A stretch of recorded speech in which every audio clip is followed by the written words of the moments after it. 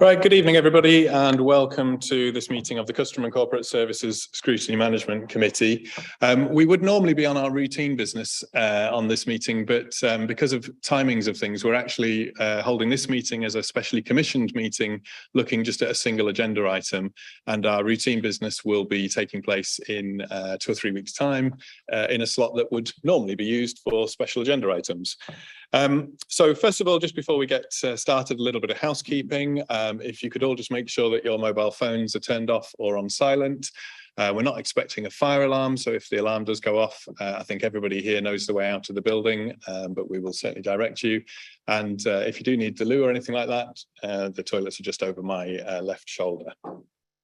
We have had a couple of apologies for this evening's meeting. So Councillor Norman has given apologies and is being substituted by Councillor Douglas. Councillor Fisher has sent apologies, and we have a little bit of confusion as to whether or not Councillor Pearson is going to be attending, but he's not currently here. So we think he will be. If he does come, he will just take his place when he arrives. So if I can just take us then on to the main items of business. The first agenda item is declarations of interest. So does anybody have anything that they wish to declare in respect to this evening's meeting?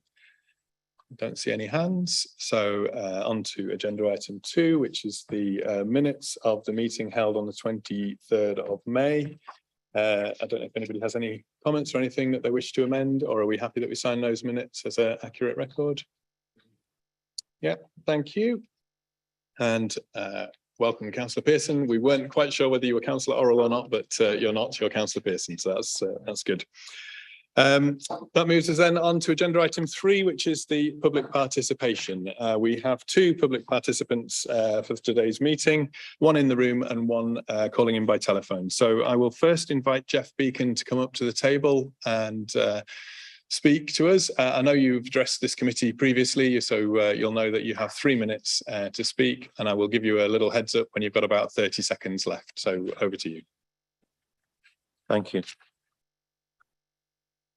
Ready? York's Housing Delivery Action Plan says housing land is in the control of a small number of commercial house builders. This means the council has little power to assemble land for new houses. We should welcome the new combined authority with its increased powers. York Council should not press ahead with the current draft local plan, which would set in stone unfair and destructive policies. 2 groups of policies of concern.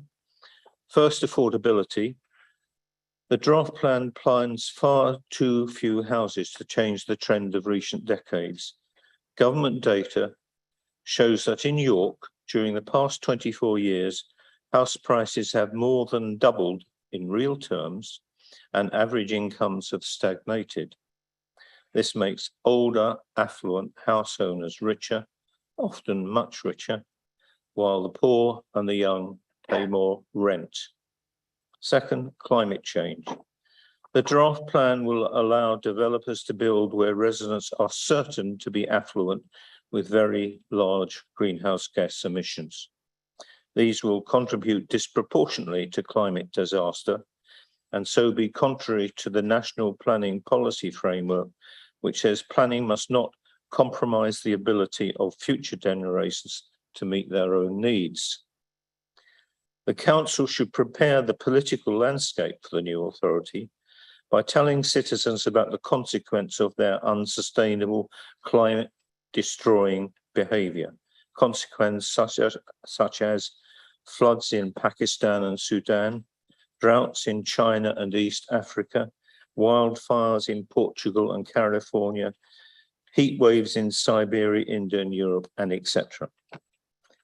For rich countries, these are inconveniences for the present.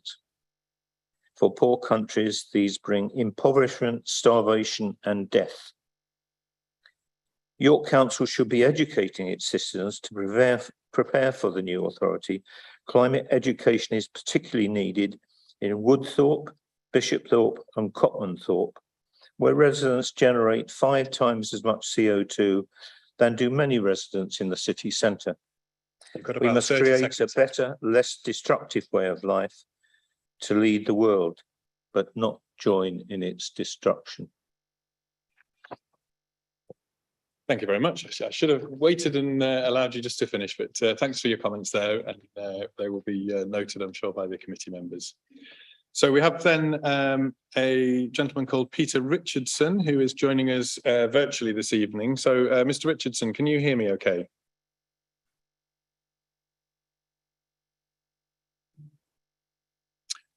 Mr. Richardson, I don't know if you've got yourself on mute. I think it used to be *6 to unmute yourself. If you want to just try that and let us know that you can hear us.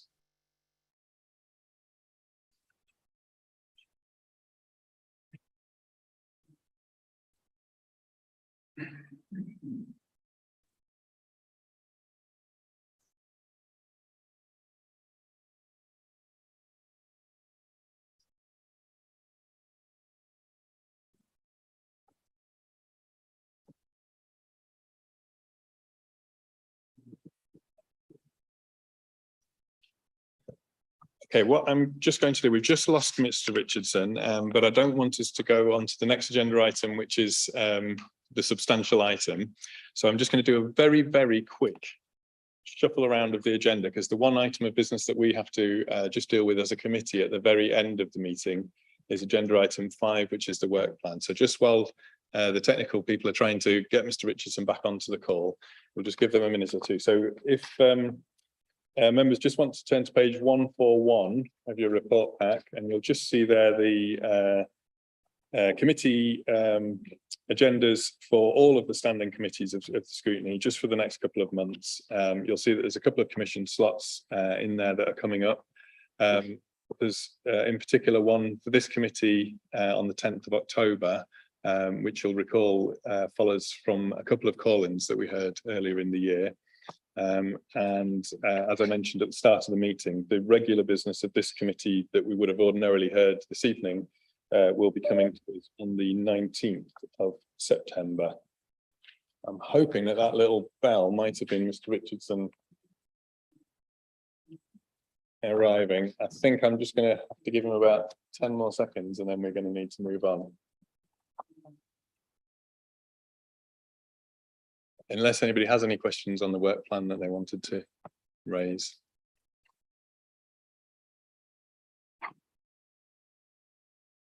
In which case, unfortunately, Mr. Richardson, I am going to need to move us on. I'm sure that if you had a transcript of what you were planning to say, I'd be very happy to circulate that around committee members if you wanted to email it in, and I assume that somebody from Democratic Services will have contact details. Oh, we've got him in the room last.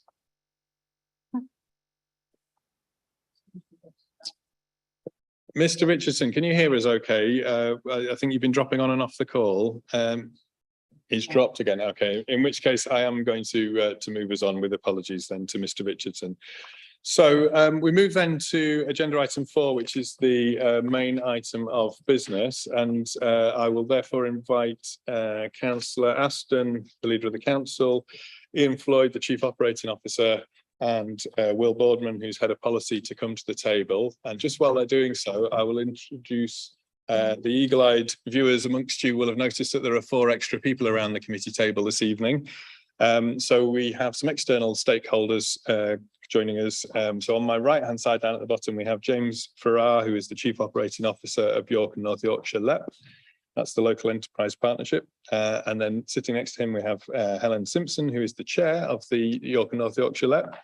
And then on my left-hand side, we have Charlie Jeffrey, who is the Vice-Chancellor of the University of York, and Carolyn Franks, who is the Development Manager of the York and North Yorkshire Federation of Small Business.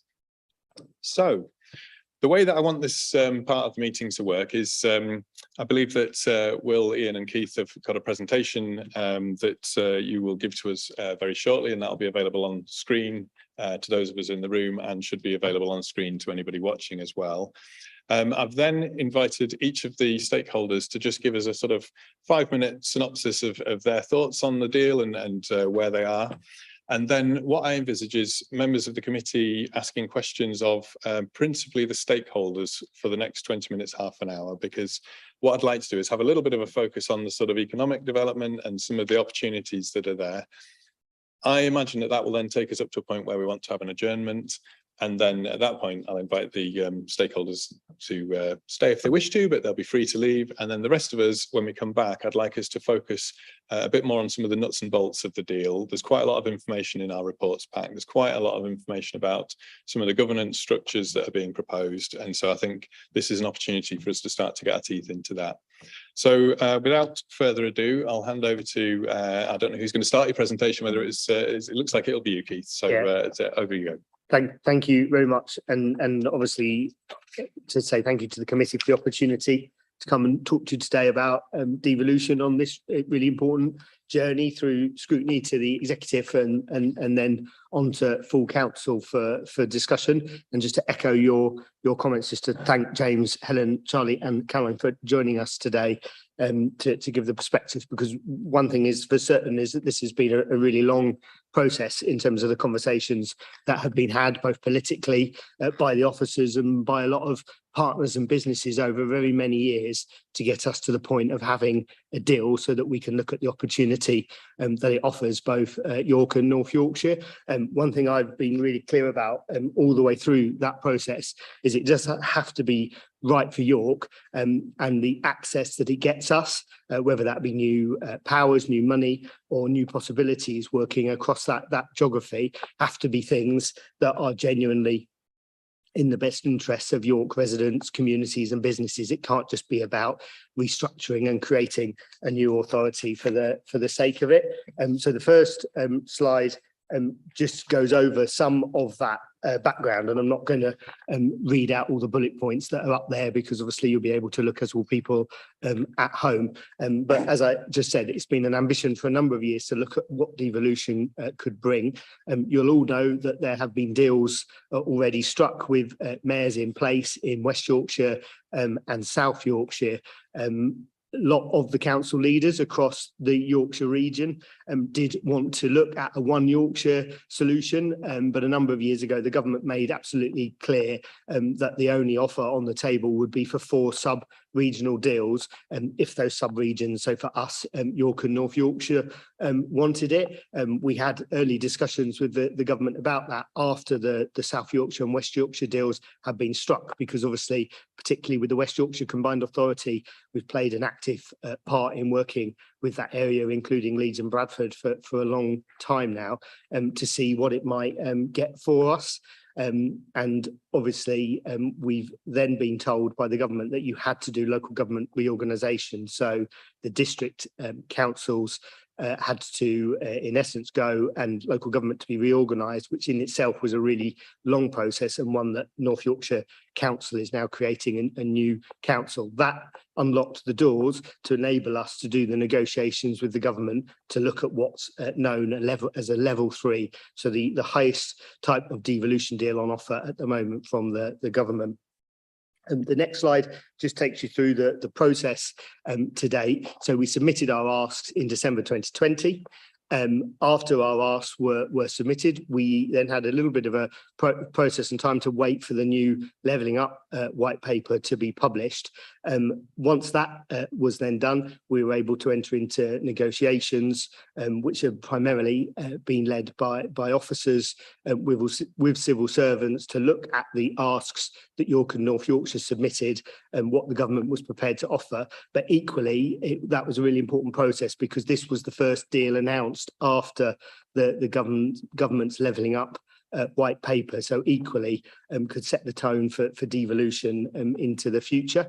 And you'll all know that there was a potential deal announced subject to that agreement of full council to go out to consult, called the governance review, and then that coming back to full council again in the future. And although it says devolution asks was submitted in 2020, we have been talking about this for a long time before that, as I just mentioned.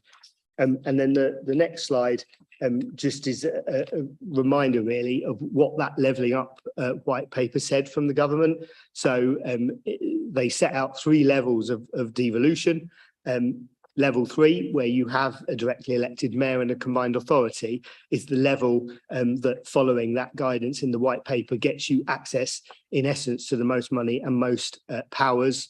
There are options to go for different types of devolution, like a level 1 or a level 2 deal, sometimes called a county deal, but they don't give you access. And if this devolution deal, to me, is about unlocking the opportunities that York has, that is why we've looked at a level 3 deal, which is in the equivalent to the ones that they have in place in South Yorkshire and West Yorkshire.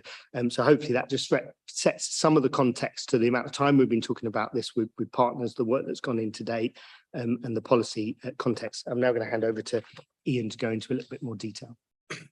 Yeah, thank you. So just in terms of the deal summary, just going to start by looking at some of the financial gains. I won't spend too long, but I think clearly at heart of a lot of this is, money coming into the area. In all these deals, the government gave you what is known as gain share funding. So for an annual sum that you get for the 30-year period. On that 18 million, just to stress that actually that is split between revenue and capital. So 2/3 is revenue and 1/3 will be capital. The importance of that is the revenue bit, you can actually shift that and capitalize that early on. Now that's particularly relevant when you look across a 30-year period, because the funding is fixed. It's fixed for 30 years. So if you just spend it every year, you're spending £18 million per year. By the time you get to year 30, that 18 million is not worth as much, certainly given current inflation figures. But what you can do, and what we've done in a lot of areas, is they use the revenue funding and effectively they use that to borrow up front. So actually you, if you like, front load the expenditure. And that certainly is what we've done in Tees Valley, for example, where they've effectively used the revenue funding, capitalised it into a number of major projects. The other probably big area is York Central, and whilst there's not a figure in the actual deal, it has been widely quoted, so I can quote it. It's around about £50 million potentially that we would secure as part of that. That is subject to a final business case, but all the indications we've received to date is very positive in that regard. That York Central gain, if you like, is particularly unique. If you look at other deals, you tend not to find a similar type of arrangement. And so that is a major sort of benefit in terms of the deal. You then got some other figures, £7 million in terms of driving the green economic growth. There is 2.65 million for now in terms of delivering affordable low carbon homes. We expect within York to get 2 million of that 2.65, and that should be confirmed fairly soon. There's 13 million in terms of brownfield land. There is then further potential gains, and in a sense, these haven't got a number against them, but actually some of these ultimately have the potential to be really significant financial gains, but they don't have a financial figure at this stage. But they do offer lots of opportunities. I'm sure some of the partners will probably talk a bit about that in terms of the anticipation that that would secure further funding going forward. And if you look at other combined authorities, that has certainly been the case where they've secured further funding in, if you like, stage 2, stage 3 deals, particularly around transport as well. So I think there is optimism that that will happen. So if you just move on to the next slide. It's always difficult, I think, to compare these deals, really difficult, because the detail is in there. But if you look at the gain share, which is the sort of primary one, you can see what the figures suggest. So you'll see the figure of £660 per head, combined with West Yorkshire's figure, then the Tees Valley figure, and the average around about 577. and R660 compares with that. The East Midlands deal, which has been announced, would be less than that. Now, as I say, it is hard to compare because actually the gain share is just one part, but that's probably the best comparison we can give. What does significantly improve it for York is the York Central funding. So you add significant funding in terms of that on that. And I think it's worth highlighting also the what is in the text, which is the bit about continuing to develop options for establishing a hub for government officials in York. And clearly, if we could secure that within the site of York Central, it would be a significant increase in employment opportunities.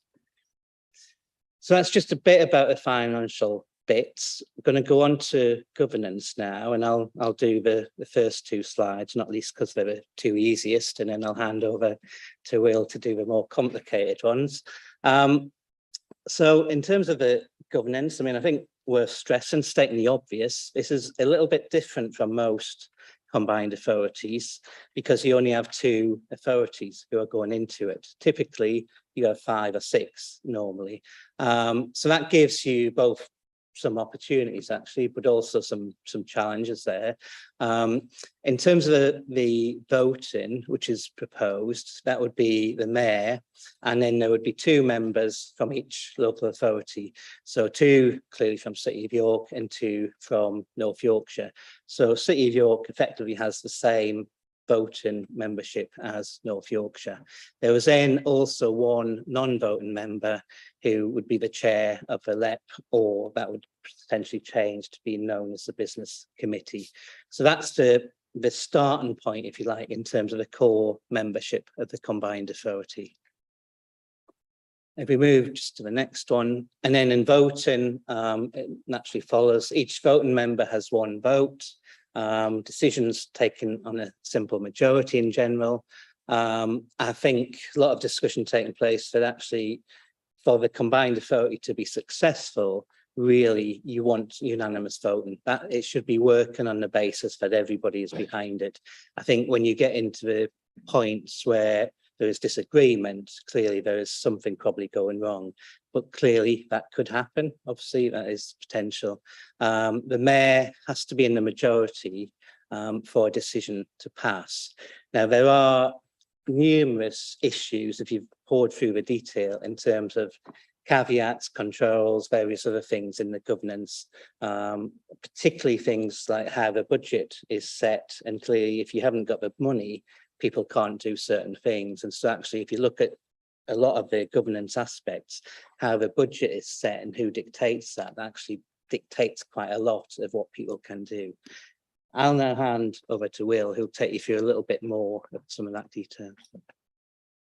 Thank you. So let's move on to scrutiny. So the legislation dictates there has to be a scrutiny committee and also an audit committee alongside that. So the scrutiny committee has to have proportionality based on the political balance across the constituent councils, and the chair may not be the same political party as the mayor. The committee will propose the chair and the vice chair, and then that would be ratified by the combined authority itself. Within the deal, it's just 12 members from 6 from each authority. So again, an even split between York and North Yorkshire, and that would be calculated on the proportionality of each council, as opposed to calculating on the proportionality across the whole patch. So therefore, it would be very respective of the political balance within York and within North Yorkshire. Let's move on to mayoral powers. So the combined authority will have certain powers that it can enact as a group, and then there will be specific powers which will refer directly to the mayor itself. Firstly, a functional power of competence, that should be, sorry, there's a slight error on the slide there, functional power of competence.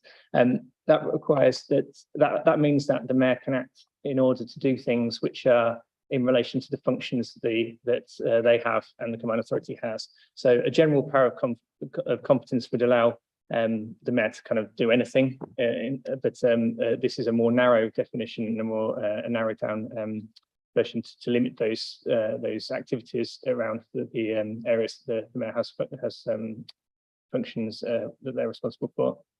They have the ability to set up a mayoral development area under Mayoral Development Corporation. However, that requires the consent of the relevant local authority. So the local authority which that area would be within, they would have to give their consent.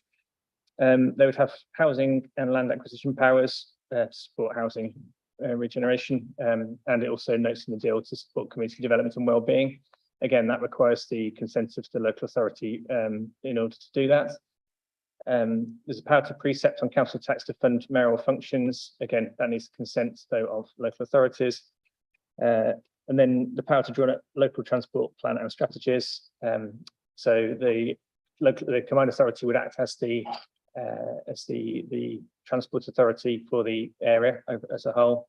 However, when the mayor draws up those local transport plans and strategies, it will be done in consultation with each local authority. And if 3/4 of the members who aren't the mayor, so 3 out of the 4 local authority members, if they disagreed with that, they could push that back and push through amendments. So there's an ability to push back on what the mayor proposes there. And then finally, the mayor would have best franchising powers, which is consistent with what happens across most combined authorities at the moment. That's quite a long and involved process to get towards that, though, which involves consultation and several stages. So it's not something that the mayor would be able to do just sort of immediately. So as you can see, there's a range of powers there, and there's a wider range of powers that the combined authority would have, but there are sort of limits and controls on what the mayor can do unilaterally. And in general, the best way for the combined authority to act in order to get anything done would be through consensus across the all parties around the table.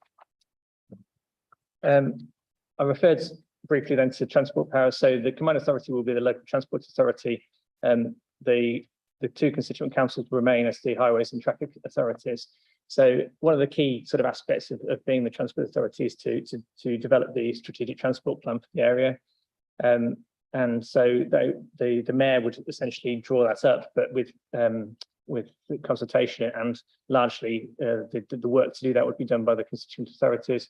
That would specify a key route network within that.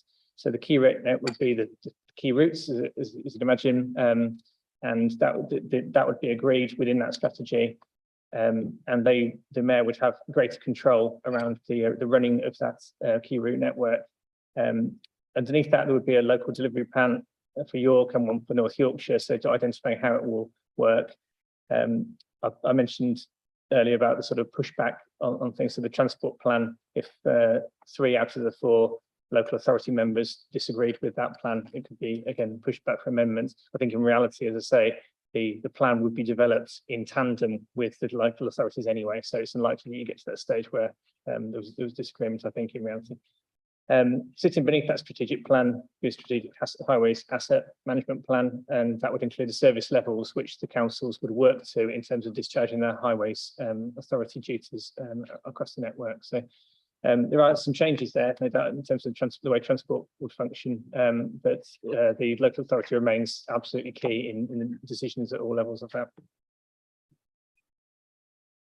that. Just looking up at the timetable, so in terms of sort of the process, Councillor Atkinson's gone through sort of some of the early stages of that. The process we're at the moment is the third line of that in terms of a decision to progress. What that means is that the decision is around the consideration of a governance review, which outlines the economic context and the potential benefits of the deal. It looks at whether the area itself is a functional economic area and is essentially a logical geography for this to be upon. And then it makes sure that the statutory tests have been met, which are that it will improve the discharge of statutory functions in the area. So it does all those three things. If that is then accepted, then the local authorities can draw up a scheme, which is essentially a description of how the combined authority would function, and then the next part of that would be to agree to consult on that. So this consultation is a statutory process; it has to be done as part of this, and the consultation is specifically on the scheme. So how would the combined authority would work in the future? Consultation subject to if there's approval at executive and full council. Consultation would run between October and December for 8 weeks. Following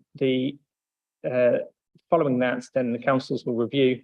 Both councils will review the results of the consultation and will then recommend will submit that to government with a recommendation to continue, upon which the government will start to draw up the legislation that's required.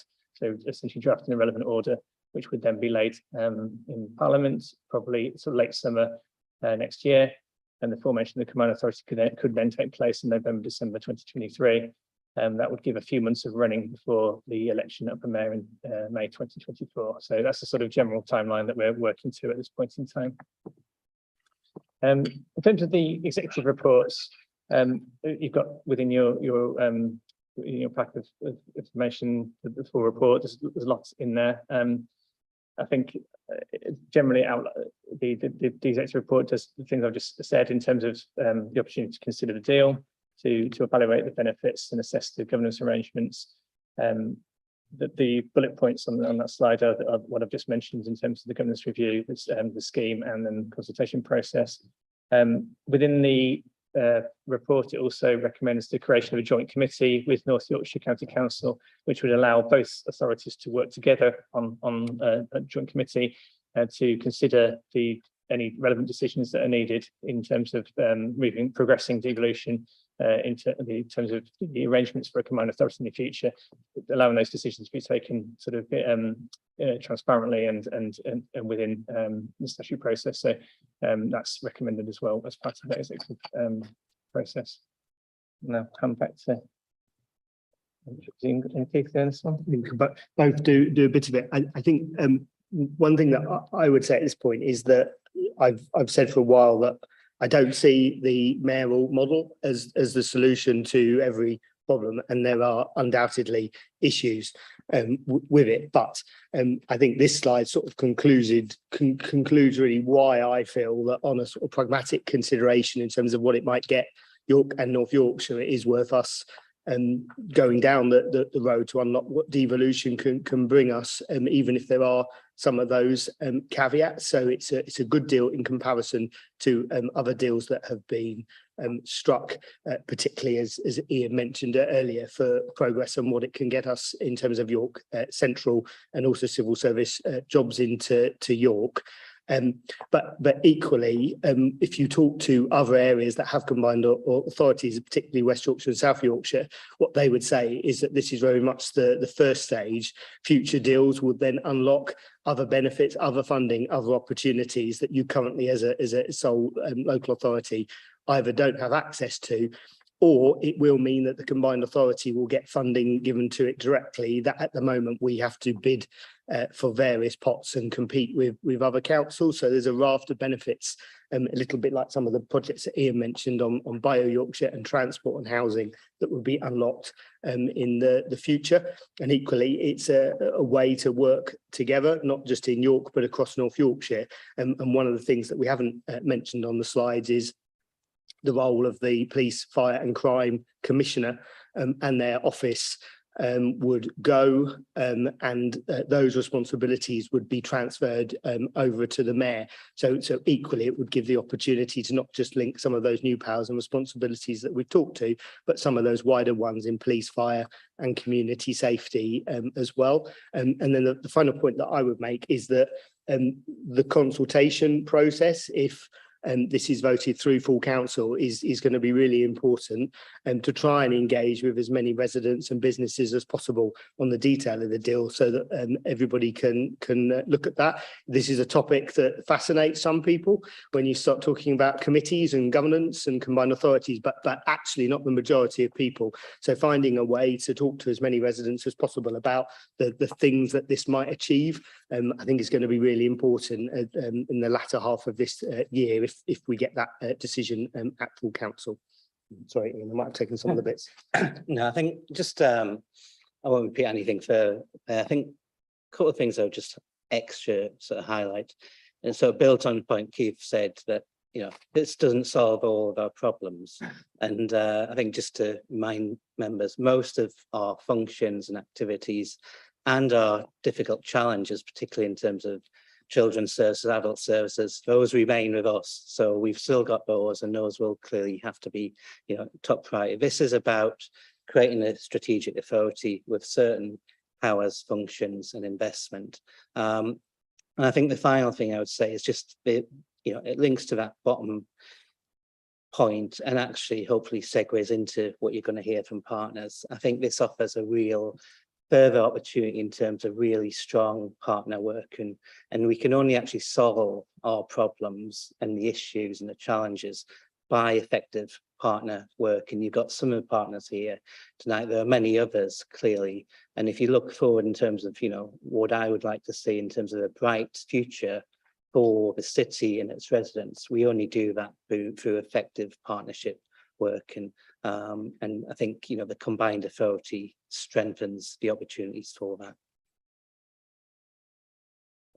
Okay, thank you very much for that. That's certainly a very good starting point for us all. There's a lot in there which I'm sure we will want to come and unpick. Just as you were coming to the conclusion there, I was sort of thinking I didn't actually work out the order in which I was going to invite the stakeholders to address the committee. So I think if it's all right, unless anybody's got a particular preference, I'll just start on my right hand side with you, Helen, if that's okay, and then I'll just sort of work around you if that's all right. So. Councillor Crenshaw, thank you to all of you for inviting us to be with you tonight. I think there are quite a lot of you who have not met before. So I'm Helen Simpson, I chair the LEP. My background is predominantly in the private sector in large-scale business development and economic growth and strategy. And I also chair the Broadacres Housing Association, and I'm a trustee for St Martin in the Fields for their Radio 4 Christmas appeal. I thought James and I are going to do a double act, and you will be glad to know we're not going to repeat the same content. So I'm going to open up with a few strategic insights to points from the journey so far that I think might bring alive some of the points we've shared on the screen from Councillor Aston and Ian and Will. And then I'm going to hand to James, who can deal with some more of the specific things that I'm sure you'll want to get to grips with.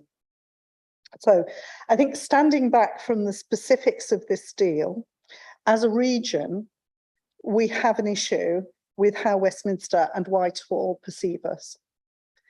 They think we're affluent. They associate us with lovely country shoots. They think we have a lot of historic buildings. They don't particularly think we're very entrepreneurial or that we have exciting businesses. Now, I think all of our experience around the table is that that does not match the world we know and love in this region. So one of the things that has happened since February, so in February when the white paper came out, our devolution deal was the only one specifically committed to in the white paper. That is a massive achievement to have achieved, and the follow through on that is what we're now discussing. And through those negotiations in the last 6 months, we've seen a transformation in the way that some of the key stakeholders, both political and in the civil service, view our region and the potential for economic growth and impact on many of the issues that we grapple with together. So at this watershed moment with a level 3 deal, the question is, do we care enough about the things that this gives us the opportunity to grasp? And some of the key things I think have been mentioned already, but I would particularly want to emphasise the transition of decision-making from Westminster into the region. We become potentially increasingly masters of our own destiny. We use our knowledge of our communities to decide the ways in which we want to spend the gain share, in the way we want to shape transport policy, in the way we want to prioritise a number of other areas. I think also the scale of the potential investment fund, Ian very helpfully summarised that we do get a certain amount a year, but the way the deal is structured and the balance between capital and revenue gives us the opportunity to create a sizable investment fund. So finally, we have money that we can choose to address some of the things that are our priorities. But this is only a start. James and I have talked to many of the other authorities that are a step or two or three ahead of us down this journey. And the main common thing they all tell us is this is only the start. And actually, once you are in the category of being a mayoral combined authority, you are included in the ability to shape things, to be the only people who can apply for certain types of funding, to be the only people who can have certain sorts of devolved powers.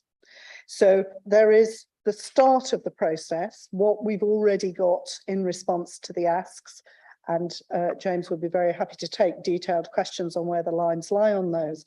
But we should very much view this as a six to start, and looking at the sort of growth in opportunity that the development of these deals has brought to some of the other regions, we can start to dream some dreams about where this may go subsequently as well.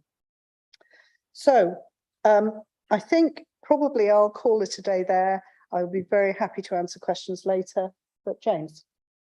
Yeah, thanks, Helen. And obviously, I won't repeat what you've said, but I think that point around being in the camp is a really important one to reiterate. So if you think about business investment, and we're trying to attract new business investment to the region, we're trying to drive innovation, and Charlie will talk about Bio Yorkshire and opportunity in a minute. What business want is certainty. They want certainty of investment in the infrastructure. They want certainty of investment in skills. They want certainty of investment in the region so that they can invest long term to do that. Currently, what happens is that we spend half our life competing for money on a very short term basis. So as local authorities, as the LEP, we spend a lot of time and money constantly writing competitive bids to try and secure money with no guarantee that that money will come at the end of it. If you look at what is happening in an increasingly common area with devolution or with combined authorities, is that government will announce a national fund which will be top sliced, and the top slice is allocated to the mayoral combined authorities. So that means that we spend less time having to write bids with no guarantee and certainty, and more time being able to think long term strategically about the investments that will make the most difference to York and North Yorkshire, that will provide the greatest long term impact, and actually that will give key partners, businesses, our university, colleges, etc., that confidence to invest alongside with some certainty that the local investment will follow. And I think that's really the important thing, the difference this can make. It allows us to move from a short-term kind of competitive world to a long-term strategic world where we can look at the economic opportunities for York and North Yorkshire, and we can invest alongside business, alongside higher education and other partners to deliver the long-term jobs and prosperity that all our communities need. So on that point, I'll be quiet. Very short and sharp. Thank you very much. So over to Charlie. Thank you very much, Councillor Crawshaw, and thanks for the opportunity. I'm going to pick up directly from James, I think, with that phrase, a long-term strategic view of the economy. And I'm going to speak specifically to just two paragraphs in the devolution field document 109, 110, which set out the Bio Yorkshire programme, which is an economic development programme in the bioeconomy, a growing economic sector at the point of interface between agriculture and the food industry on the one hand and biotechnology on the other. I wanted to give some examples just to illustrate what that means. It's about how agricultural products, including waste and including food waste, can be engineered into biofuels and reduce our dependence on fossil fuels. It's about how we can use plant-based materials to replace the plastics and other materials we currently also engineer from fossil fuels. It's about how we can do things like cultivating insect-based proteins from agricultural and food waste for animal feed. It's about how we can enhance the capacity of plants to absorb more nitrogen and increase their yield. And it's about how we can use bacteria to maximize the amount of methane we can capture from sewage. There's a whole cluster of innovative new technologies there, which the UK government reckons is an industry of £200 billion annual potential in the UK and on a steep growth trajectory. It's an industry which is going to be a really important lever for the achievement of net zero and other associated sustainability targets. And it's an industry where this region, York and North Yorkshire, is enviably placed to be a really large part of that trajectory. And more specifically, Bio Yorkshire is a partnership of the University of York, Ferrer Science, and Askham Bryan College. University of York brings two things to that partnership. Firstly, a long track record of genuinely world-leading discovery science in this field, and a track record in its application into products via the Bio Renewables Development Centre in Dunnington, and a supply of fantastically trained graduates equipped to deploy those new technologies in their work after university. And we have Ferrer, which is a hub for industrial research in the agri-food sector, driving the application of new technologies. And we have Askham Bryan College, one of the UK's foremost land-based colleges, meshing with the University of York's graduates in delivering the changing skills needs we're going to need for the bioeconomy.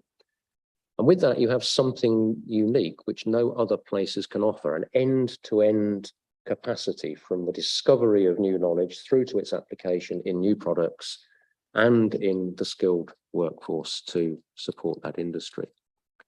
Something we've developed in collaboration with industry. We have an advisory group, which includes Drax, Cranswick, Nestle, Croda, Anglo-American, Ocado, and more. And it's designed to nurture and incubate new startups, integrating new technologies into new products, supporting the supply chains of those established bigger businesses and anchoring them in our economy. We plan to do that through a network of district incubation hubs across York and North Yorkshire, and an accelerator programme to give mentorship, advice and support to startups which emerge in those hubs. We're looking through the Devolution deal to grow and integrate capacities across that partnership through a mix of investment from central government, and one of the things mentioned in the deal is the establishment of a high-level working group to explore how to access additional funding beyond that set in place in the deal document. We'll be looking for opportunities to leverage some of the capabilities that the region will have to support new economic initiatives, and looking at private investment of various kinds. There is developer interest in developing business parks to host some of these new businesses. There's lots of venture funding interest in the bioeconomy. Ferrer has advanced discussion with one venture fund. We at the university have discussions with two others. And there's a real prospect of anchoring longer term, large scale private patient capital as part of the funding mix to really ratchet up our capabilities. Independent assessment has suggested that the outcomes from this could be 2.8 million tonnes less CO2 emitted into the atmosphere, 1.4 billion additional GVA, 4,000 quality jobs. I think you mentioned partnership, Helen. This really is a partnership of the three institutions, the local authorities, the economy in the region, and the combined authority in due course. We have some advantages here that no other part of the UK has, and very few places internationally can claim. And I think that's a real economic opportunity for this region that we absolutely have to grasp. Thank you. Thank you very much. And over to you, Carolyn. Thank you. Probably adding very much to what the colleagues have already said, but just by way of introduction, to tell you a little bit more for those of you who don't know about the Federation of Small Businesses. So we have over 1,000 members here in York across many different sectors. The majority of them are micro businesses, so fewer than 10 employees. And at a national level, we're a non-party political organisation promoting and protecting the interests of small business owners and the self-employed, as well as providing support, advice, practical solutions to our membership community, which is around 170,000 businesses across the UK. And we've engaged very much with our local membership throughout the process of devolution, the long process of devolution, via direct service surveying of members, weekly newsletters. We've looked at comments through our social media channels, and as well as a lot of one-to-one chats with business owners. York, is naturally the heart of small business in the region, having the most startups here and a very high concentration of independently owned micro businesses. Of course, the membership being so varied and large also has a variety of opinions on devolution. So really, the points I've tried to pull together are perhaps more the key points to answer the question of what does this really mean for businesses, and what are their key asks really of local leadership. And to be fair, in the current economic climate, which I think we're all aware of with the cost of doing business crisis, local government reorganisation is not top of businesses' priorities. And the main question asked by businesses really is simply, what impact will this deal have on my business at this time and also in the future? So the key sort of important topics, I guess, come under three headings really. The things I hear about from businesses most often. One is skills, and that means access to a quality workforce. Joined up thinking on transport, because transport goes through everything and has an impact on the way people do business and the way the economy runs, and also greater efficiency of business support and public services.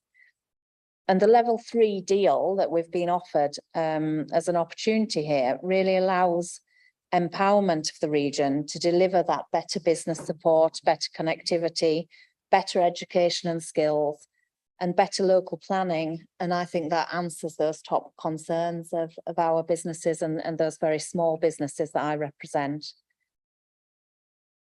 I think we all have a responsibility with the deal to ensure that every business feels listened to during the consultation phase, but also during the delivery phase. And it's really important that devolution brings that opportunity for businesses to be involved in the narrative of the region, and also in the formation of local policy through devolution, and that decisions are made in West offices and not Westminster, and that they're relevant for local businesses. And that's what we hear. Businesses want to be involved in the future of the region. And this isn't just about corporate profits or the businesses individually. It's all about protecting jobs and incomes for the city and for the region. And we only really know the detail of what barriers there are for businesses by listening to them. And so that's a huge opportunity, as I see it, for the devolution consultation phase and delivery.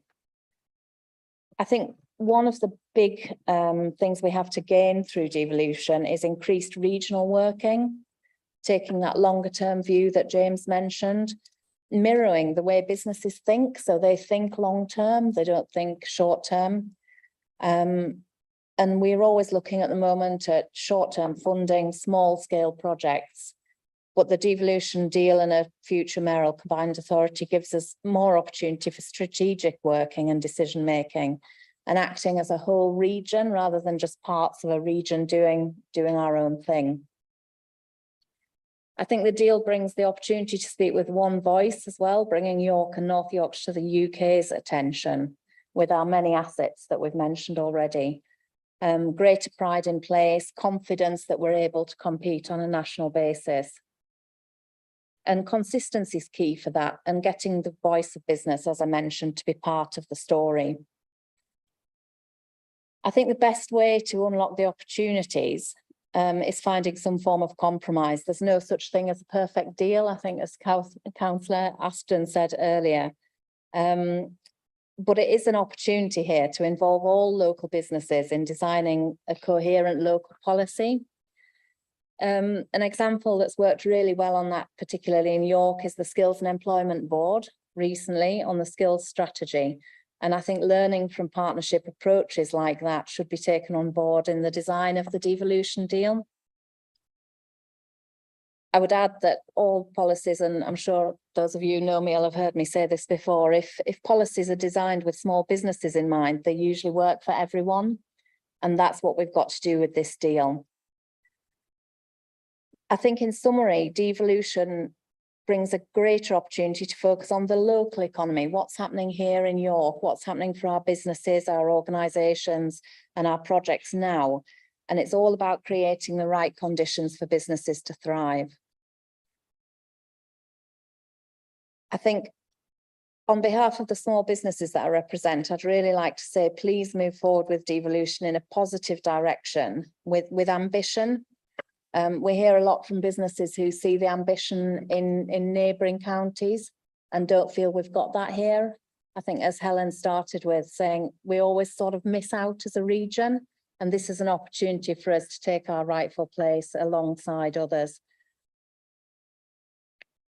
I think to secure a strong future for the region, we really have to focus on what future opportunities can be brought from this start of the deal now.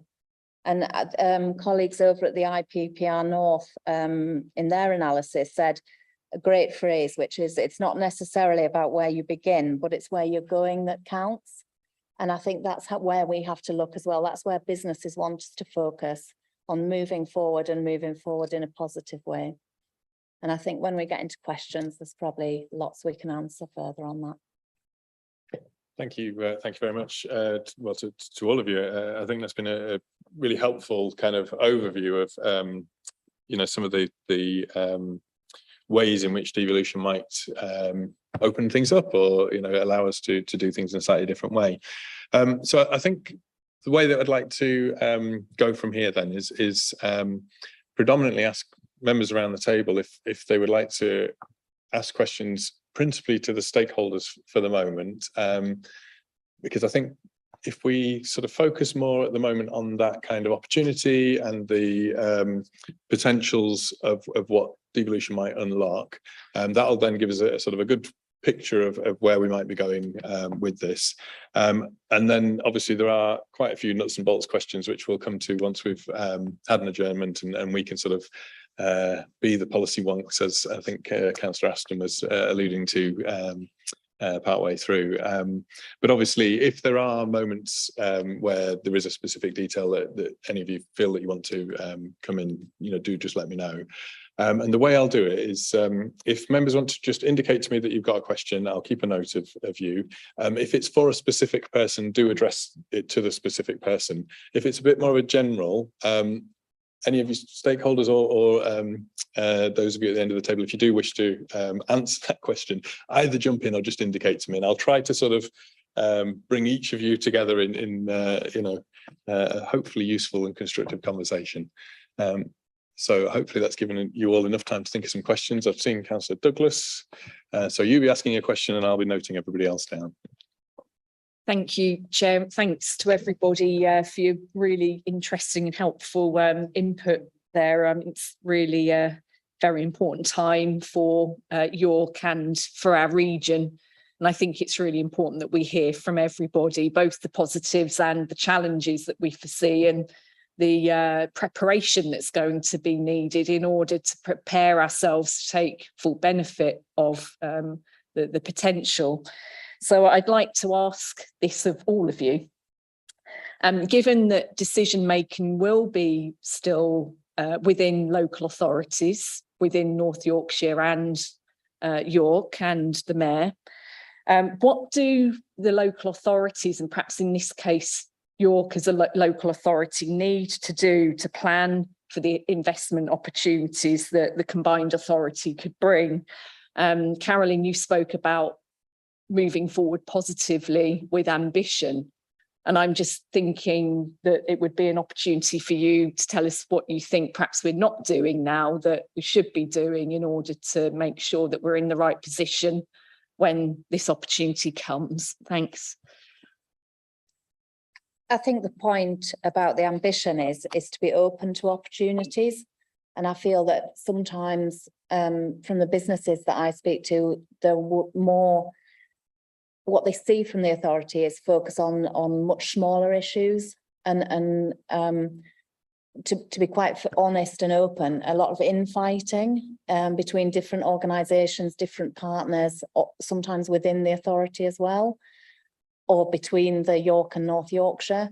And I think the ambition has to be recognised that we need to move a step beyond that with devolution and with a combined authority, and have a really clear strategy that we all get behind together. And that, for me, that's the sort of crux of it, rather than the actual detail, which you are going to move on and discuss. But I think it's having that ambition and that really clear vision, and getting everybody on board, whether that's partners or within the authority or within the two authorities of the combined authority. Does that answer what you mean? Charlie wanted to contribute as well, and James did. Thank you. I wanted to refer to a piece which was published the other day in something that I'm absolutely sure nobody else in this room reads, which is a daily higher education blog called Wonk HE. And it connects to something that I can't remember if it's Keith or Ian was saying earlier. This is the document as a starting point. It can evolve. And this article in 1KG described the arrangements to take Bio Yorkshire forward. In other words, getting a group of stakeholders, key people from national R&D funding bodies and BAYS, the ministry, to work with the local authorities and the partners in Bio Yorkshire was I quote, a blueprint for a more decentralised form of R&D policy. I think, Councillor Douglas, that's partly an answer to your question. This is a platform. It's not a static situation described in that document, which is going to stay there forever. It's an opportunity for stakeholders to demand more of central government than is set out in the deal, and to build on what's in the deal to bring more benefit through properly decentralised decision making, recognising the distinctive characteristics and assets of this part of the world better than Whitehall acting alone could do. So I think there's a developmental aspect here, which there are future prizes to be won rather than just the initial prize that Keith and others have set out. I'd just add to that and say it comes down to flexibility as well. So rather than it taking, X amount of years to develop a local plan, which was mentioned earlier, or a long time, it's that flexibility to be able to grasp opportunities when they come along. And we've seen in other mayoral authorities that that's what happens from strong leadership and a partnership approach where people are clear about where the region's going. James? Yeah. Just pop your Oh, sorry. To better understand the role they play in a wider regional context. I think for York to realise its potential, York needs to really understand how it drives the wider North Yorkshire economy, and then in particular areas drives the UK opportunities such as bioeconomy. But if you look at York and North Yorkshire together, you've got a real kind of drive of innovation in the city of York, driven by the university, Ferro Science, Ashcan Bryan, etc. But what you lack is grow-on space. And actually, this allows us to think about that grown space, looking at North Yorkshire, the surrounding hinterland, whether that be Selby, whether that be Malton, Easy World, etc. So you really focus on driving the innovation opportunity in the city of York. But actually, as those businesses look to grow, they don't have to move out of the region to be able to grow and expand. They can actually maintain that capability in driving York and actually grow in the hinterland. And it really just understands that role that York plays in kind of a centre of a region in driving the wider North Yorkshire economy, and actually how the rural space of North Yorkshire and the innovation-driven city of York actually complement each other. And I think starting to think and plan at that level. So that's how we kind of think and kind of structure ourselves, and that's our constant kind of mentality and how we look forward. I think is a real opportunity that we've perhaps not quite realised to its full potential today. Okay, thank you all. I've got Councillor Fenton, and then I'll come to Councillor Rowley and Councillor Hollier. Councillor Fenton. Thank you, Chair. The point's been made about sort of neighbouring combined authorities. I'm sure they will have had similar conversations when those arrangements were being formed in terms of what was their USP, what was their the areas that they should focus on, and obviously we exist in that context. How confident are you that, in terms of the direction that this deal is going, do you think we are sufficiently future-proofing?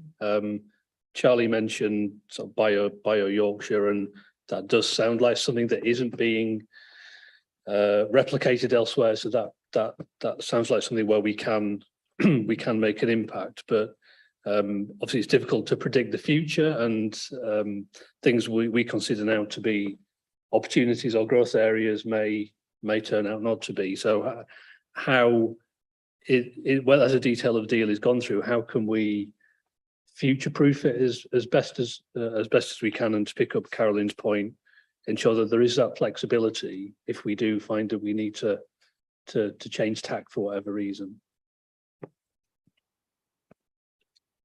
Yeah, so first, what I would say is that having a mayoral combined authority is the first key step to future-proofing, because that means you are then in that camp for those conversations with government around the future opportunities. So by not having a mayoral combined authority, I think you take a real risk that you immediately are not future-proofing the region. So that's the first point I would make. I think just following on from kind of getting to more specifics, if you look at two of the biggest global issues, it's food and energy security.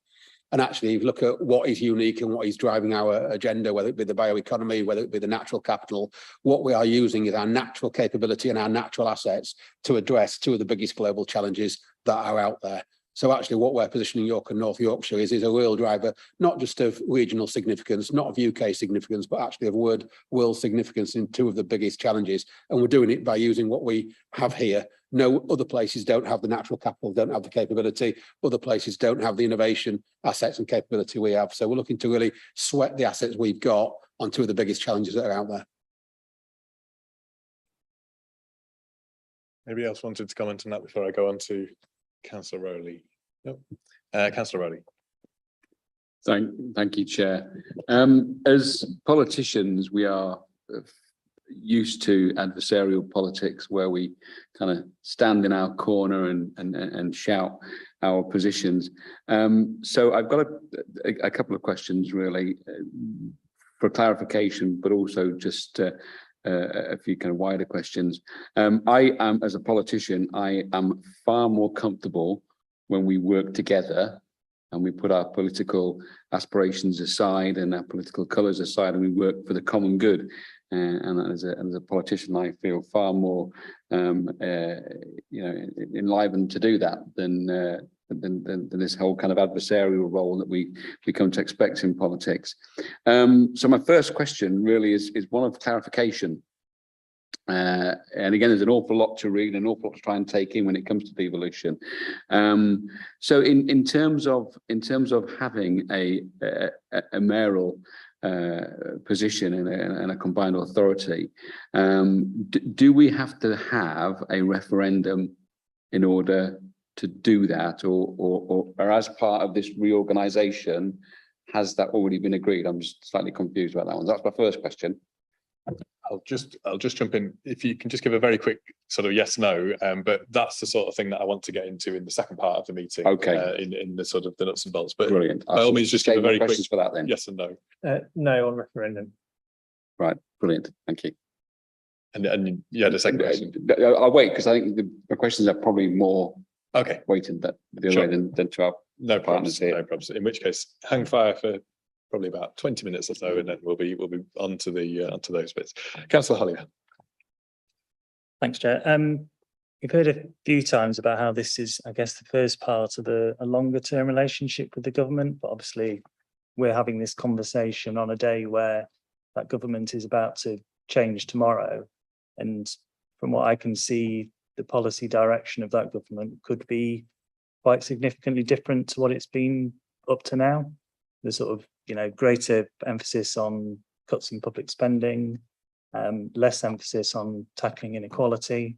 And obviously we've got the sort of massive energy crisis sort of overarching everything at the moment. I guess my question in those terms is, in your discussions with government and what you know, do you get a sense that the policy direction related to mayoral combined authorities will continue to have the same importance it has till now? Do you have any concerns about the sort of future policy direction of the government that perhaps is looking at different things? And I guess conversely, does it make it more important to be in a mayoral combined authority if you've got to be at the top table to get anything?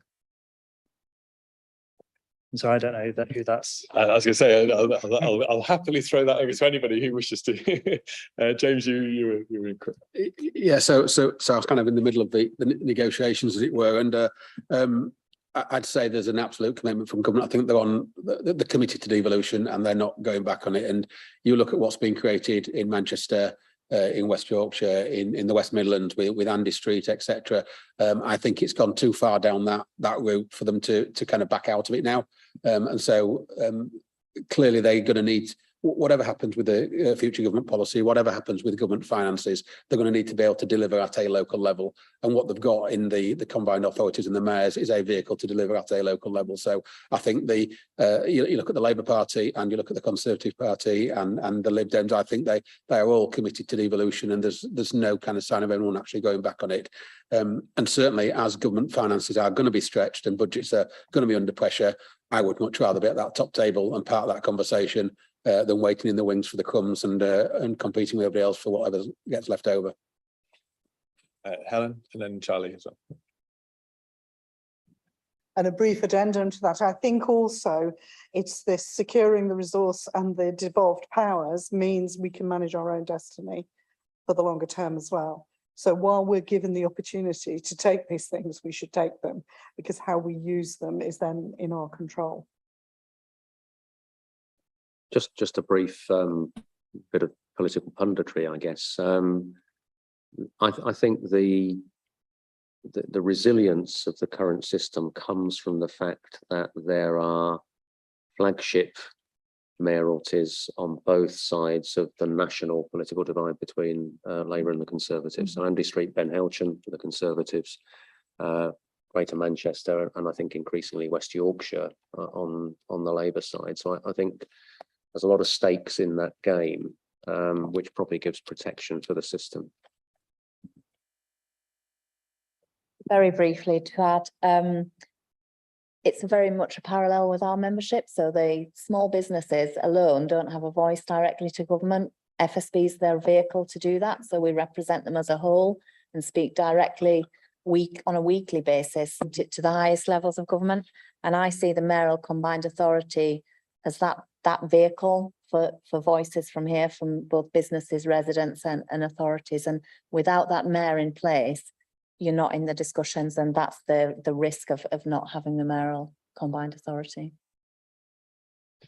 Councillor Pearson, I'll bring you in 1 second, but just building on something that Councillor Hollier said there, the opportunity that's here, but I think is perhaps also a bit of a tension, it's kind of been slightly alluded to, is some of the inequalities that exist both within the City of York, but also within the wider region. And I think you talked a little bit about the opportunity to perhaps develop business and then it not have to leave the region and perhaps go to areas that would clearly see an economic benefit. My only slight worry with that is it's a little bit, and I know you're not saying it's trickle down, but it's that kind of sort of sense. And I just wonder how you envisage that tension that there will inevitably be between the areas of York and North Yorkshire that are more affluent and the hopefully desire from the mayor to seek to address those inequalities and seek to drive investment in some of those areas, versus obviously the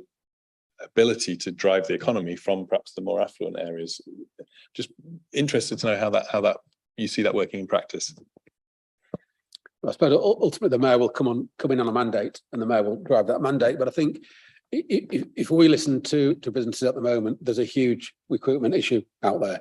Businesses are really struggling to recruit. So actually, just, if you like, supporting the affluent areas isn't going to address those problems.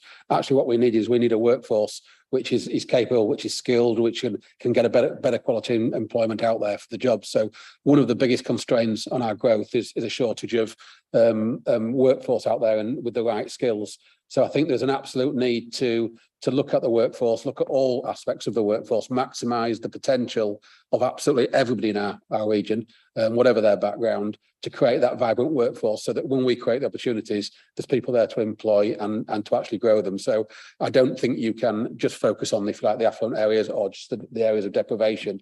I think you need to do both. You need to create the opportunities, but absolutely fundamental is you then need to create the people who can actually be employed and take up those jobs. So there will always be a need to do both. And I don't think that will go away. The opportunity is to bring the two closer together. So historically, it's almost been the deprivation is dealt with over here, the business and the opportunity is dealt with over there. If we can actually link those two together and link business and opportunity alongside some of those kind of less affluent areas, I think that is what will create the opportunities. Thank you, Charlie. Thank you very much. Just pushing that point on a little bit more. We talked through Helen and others about partnership. I think we have an opportunity in this place where the lines of communication are relatively small to bring together the various players who can realise what James just said. You know, we're talking about economic dynamism and innovation, opening up new opportunities. The flip side of that is we absolutely have to make sure those opportunities are open to those who currently don't have access to a dynamic, innovative economy. And I think we can do that. Certainly a priority at the University of York. It's certainly a priority of all of the educational institutions in the city. Carolyn, you mentioned the skills strategy earlier, which is a skills strategy which is very much focused on opening up opportunity for those who have difficulty accessing it. I think we should be thinking hard about that as a group of organisations and stakeholders across the city and beyond. So if you know the bioeconomy really takes off, you know, really incubates new companies, really helps those existing companies to grow, we want the workforce to be from here, not just simply imported. We can do that. Helen. I think following on from that, I think it's partly that we have some amazing assets, many of them human, in our region, and we're allowing them to trickle through our fingers in one way or another. So we have the amazing talent and potential capability of the young people growing up in more vulnerable and deprived situations, and the contribution they could be making to the region. But because we haven't always found the way to address the things that are holding them back or limiting them from fulfilling their potential, we are losing what they could have contributed. And also we have fantastic graduates being produced by the region. This was what I thought Charlie was going to say to the last question, but because he didn't, I'm going to say it. We have amazing graduates coming out of the university, many of whom want to stay in the region. They love York. They love the area around York. They want to stay here. They want to commit their lives and their careers here. And currently they can't because there aren't enough jobs that are the right shape and skills. So if we can free up the potential of the young people who aren't being allowed to encouraged to dream dreams, and keep the ones who have very big great dreams, who hang around in York for the year after they graduate, working in coffee shops, and finally give in and go to London and join a grad scheme. And what a waste. So I think it's the opportunity from a skills point of view to give a louder voice and a louder chance to contribute to lots of the answers to the things we're talking about, who are here under our noses, but we're not helping it happen at the moment. Not enough. Thank you. So I have Councillor Pearson and then Councillor Baker, and then I think unless anybody has a sort of burning additional question for the stakeholders, I'll start to wrap it up. But obviously, as I say, we'll then take an adjournment, but we'll have opportunity to get into some of the more nuts and bolts. But over to you, Councillor Pearson. Thanks, Chair, and thanks to the panel for your time this evening. My question would be, if you briefly, what would be the single most important thing about having a mayor? And sort of secondly, from that, if you had 10 seconds in the elevator, in the lift with them, what would be the thing that you'd be whispering in their ear? Thank you. For me, 100% it's transport, sort out transport, because that's, as I said in earlier, runs through everything. That contributes to skills, it contributes to inward investment, it contributes to the universities, the Bio Yorkshire, York Central, everything. So my number one ask is on transport, and this deal offers that opportunity for us, as Helen keeps saying, masters of our own destiny with that. I'm not going to go around the table unless everybody's desperate for their quick 10 seconds, but if you do want to contribute, do feel free. No. In which case, Councillor Baker.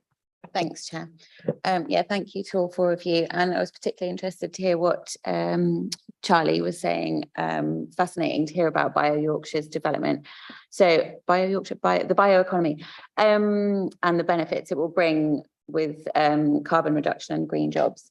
So would our region be already, can you forecast it to already be a front runner of the bioeconomy for this country, or even on an international scale? Where can you foresee our sort of being put on the map in terms of the bioeconomy at this point in time? Are there any other regions that are comparable already in this country, or would we shoot up there quite quickly? I think we are already very strong, but I think we have a context in and around York which gives us capabilities that nobody else has. Right at the heart, there's that partnership between University, Askham Bryan and Ferroscience, which is quite unique across 3 different sectors, all pulling in the same direction. What they have is an innovation, an R&D program, which will be deployed in a rural context. And around York, it's a great big rural area. But it's also developing through the application of that science in that rural area, opportunities for the conversion of the industries of the Humber and the Tees from where they have been, which is very much fossil fuel dependent, whether directly for energy or for the chemicals derived from fossil fuels, to transform those into something else, which does the same things with not using materials you're digging up, which have been laid down there many millions of years ago. I don't think anywhere else has got that. Can I just add to that? I think Charlie's absolutely right. We have a competitive advantage at the moment because of the assets that we've got. And I think we have to take it now. I think the risk is that we don't take it now because the size of the global opportunity, the size of the market is such that if we don't, somebody will. So we have the competitive advantage, we have the head start, we have the assets to start with, both natural and in innovation, and we need to get behind it because, like I say, if we don't go for this and take this in the next 10 years, then another area will, and they will take it. So it's the onus is on us to push really hard on that. So just to sort of wrap up, but there's just one last little point within there, but hopefully this might sort of help get all of our minds sort of focused, I suppose. What is it about the combined authority and the opportunity that's there that enables something like the Bio Yorkshire thing to happen that would be different, and perhaps it wouldn't be able to happen if we don't have the combined authority? Because that's the bit I can totally see all of the opportunity that is there within that specific field, but it's just understanding why it might not happen or might not happen as well without the combined authority. Can I come in then, Charlie? I think it's certainty of investment unquestionably is the difference. So it provides that platform of an organisation with a long-term investment capability alongside it, which will be attractive to industry and other partners to invest. I think if you don't have the combined authority or the male combined authority, where you're constantly working this 2-3 year competitive cycle with government to get bits and bats of funding, it's much less attractive to industry to come and partner alongside it. I think the one thing that the male combined authority gives with that long-term investment is that certainty, that commitment, that assurance that if industry wants to come and invest, there's the public sector investment that's needed alongside it around infrastructure, around skills and other aspects to match that. Couldn't have put it better myself. Okay, well, I think on that optimistic note, I will thank the four of you for coming along this evening. That's been very much appreciated. James, I think, did you say you were going to be able to stick around a little bit longer? Or yeah, brilliant. In which case, we will see you when we come back from a short adjournment. And I make it about 5 to 7 now. So if we look to come back in 5 minutes, come back at 7 o'clock. That'll be great. So see you all shortly.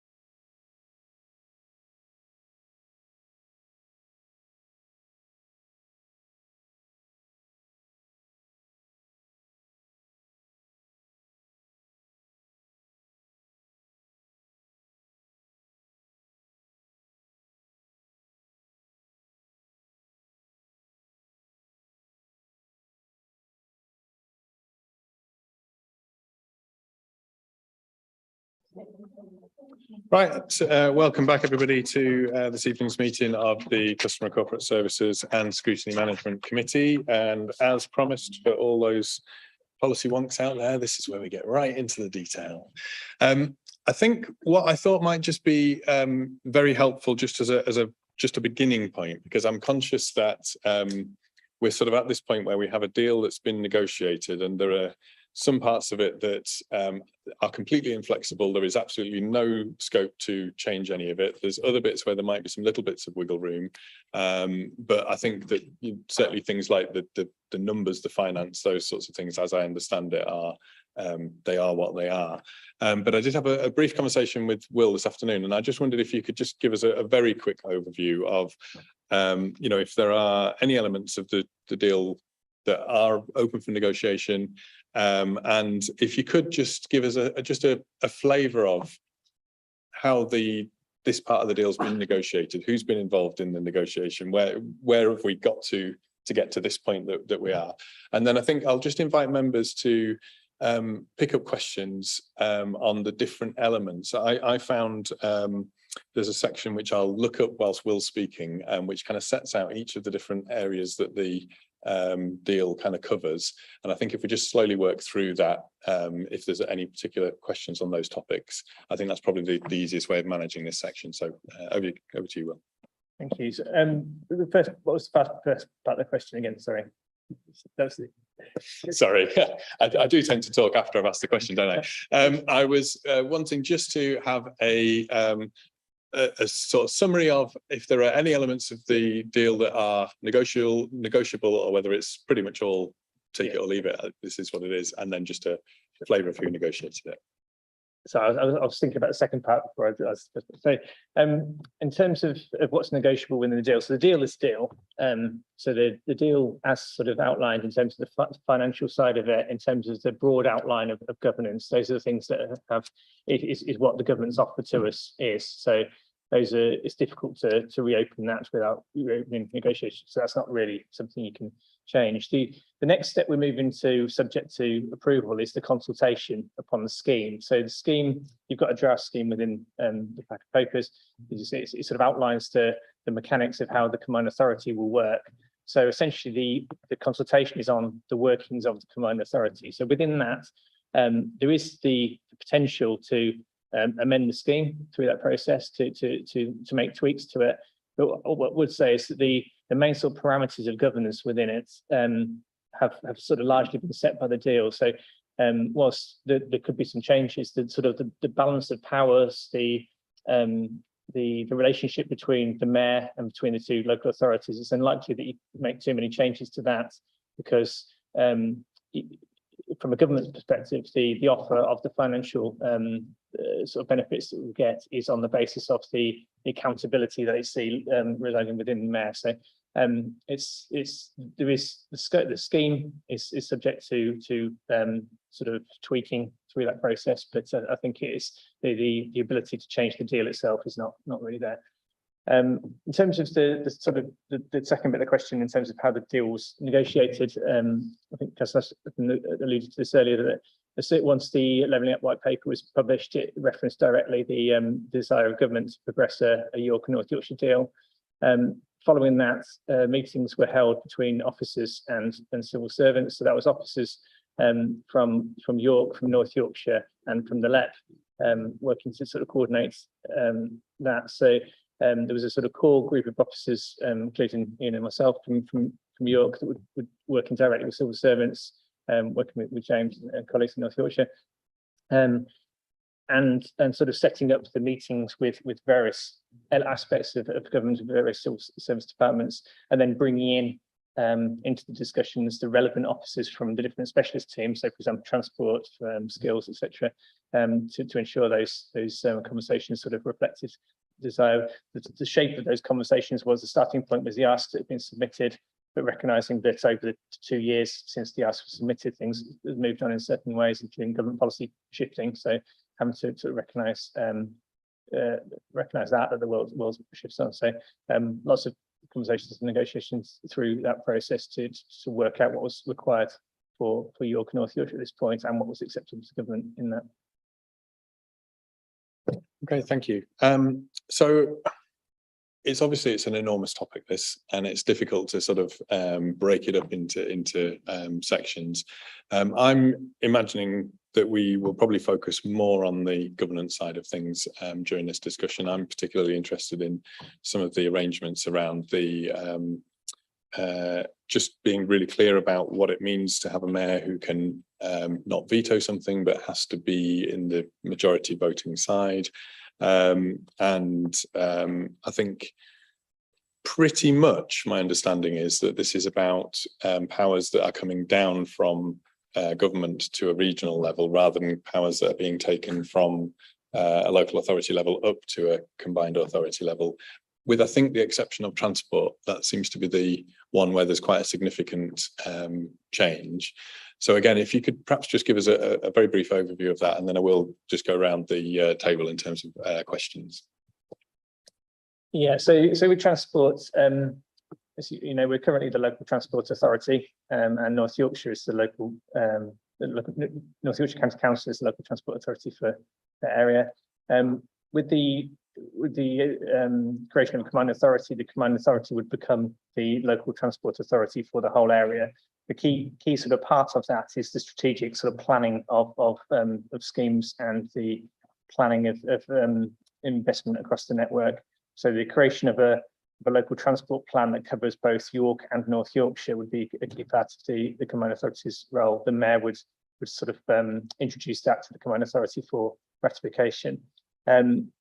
So in that's a change to current arrangements. The things that don't change are that both local authorities would remain the highways and transport authorities for the area. So in terms of maintenance, in terms of the sort of day-to-day running of the network, they would continue to do that as they currently do. With the first bit, that strategic sense, the local authorities still have a significant role in that, of course, because the plans would be drawn up in consultation with local authorities, and from a sort of very practical point of view, the expertise and local knowledge exists within the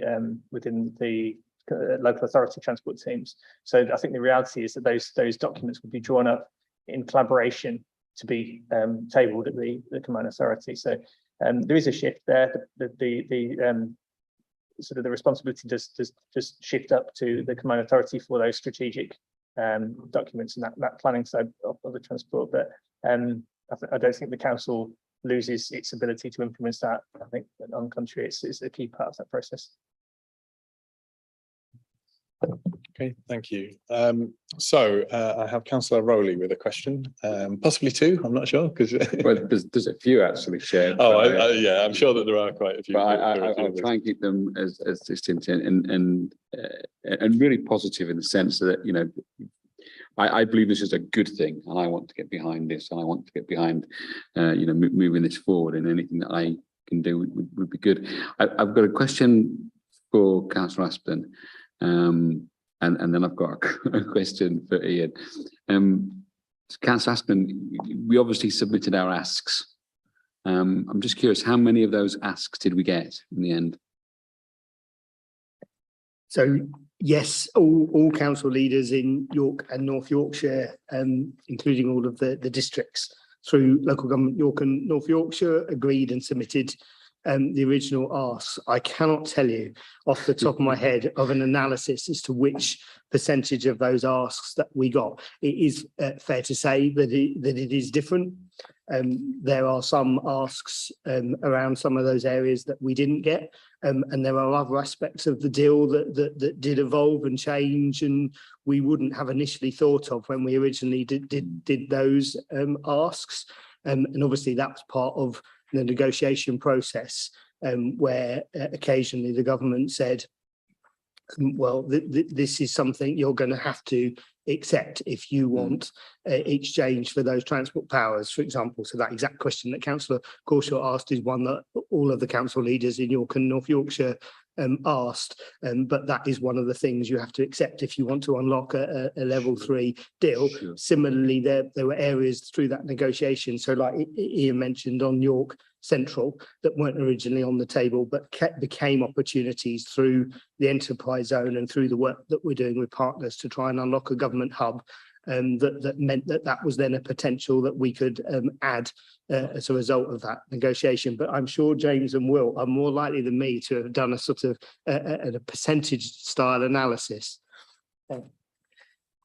Chair, I think just one or two things I think evolved because of when the asks were sent. I mean, remember that was sort of COVID was still around at the time, and a lot seemed to happen since then.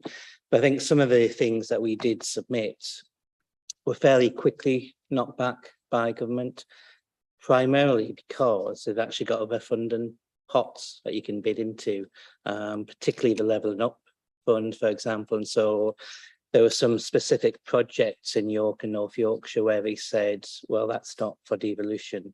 That's actually, you need to bid here. EV charging, they've got another national scheme as well in terms of that.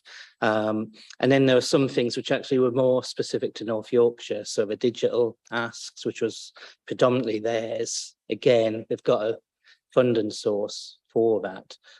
If North Yorkshire were here, they would say they don't do particularly well through some of those national funding streams, which is why they were trying to use this vehicle to get it.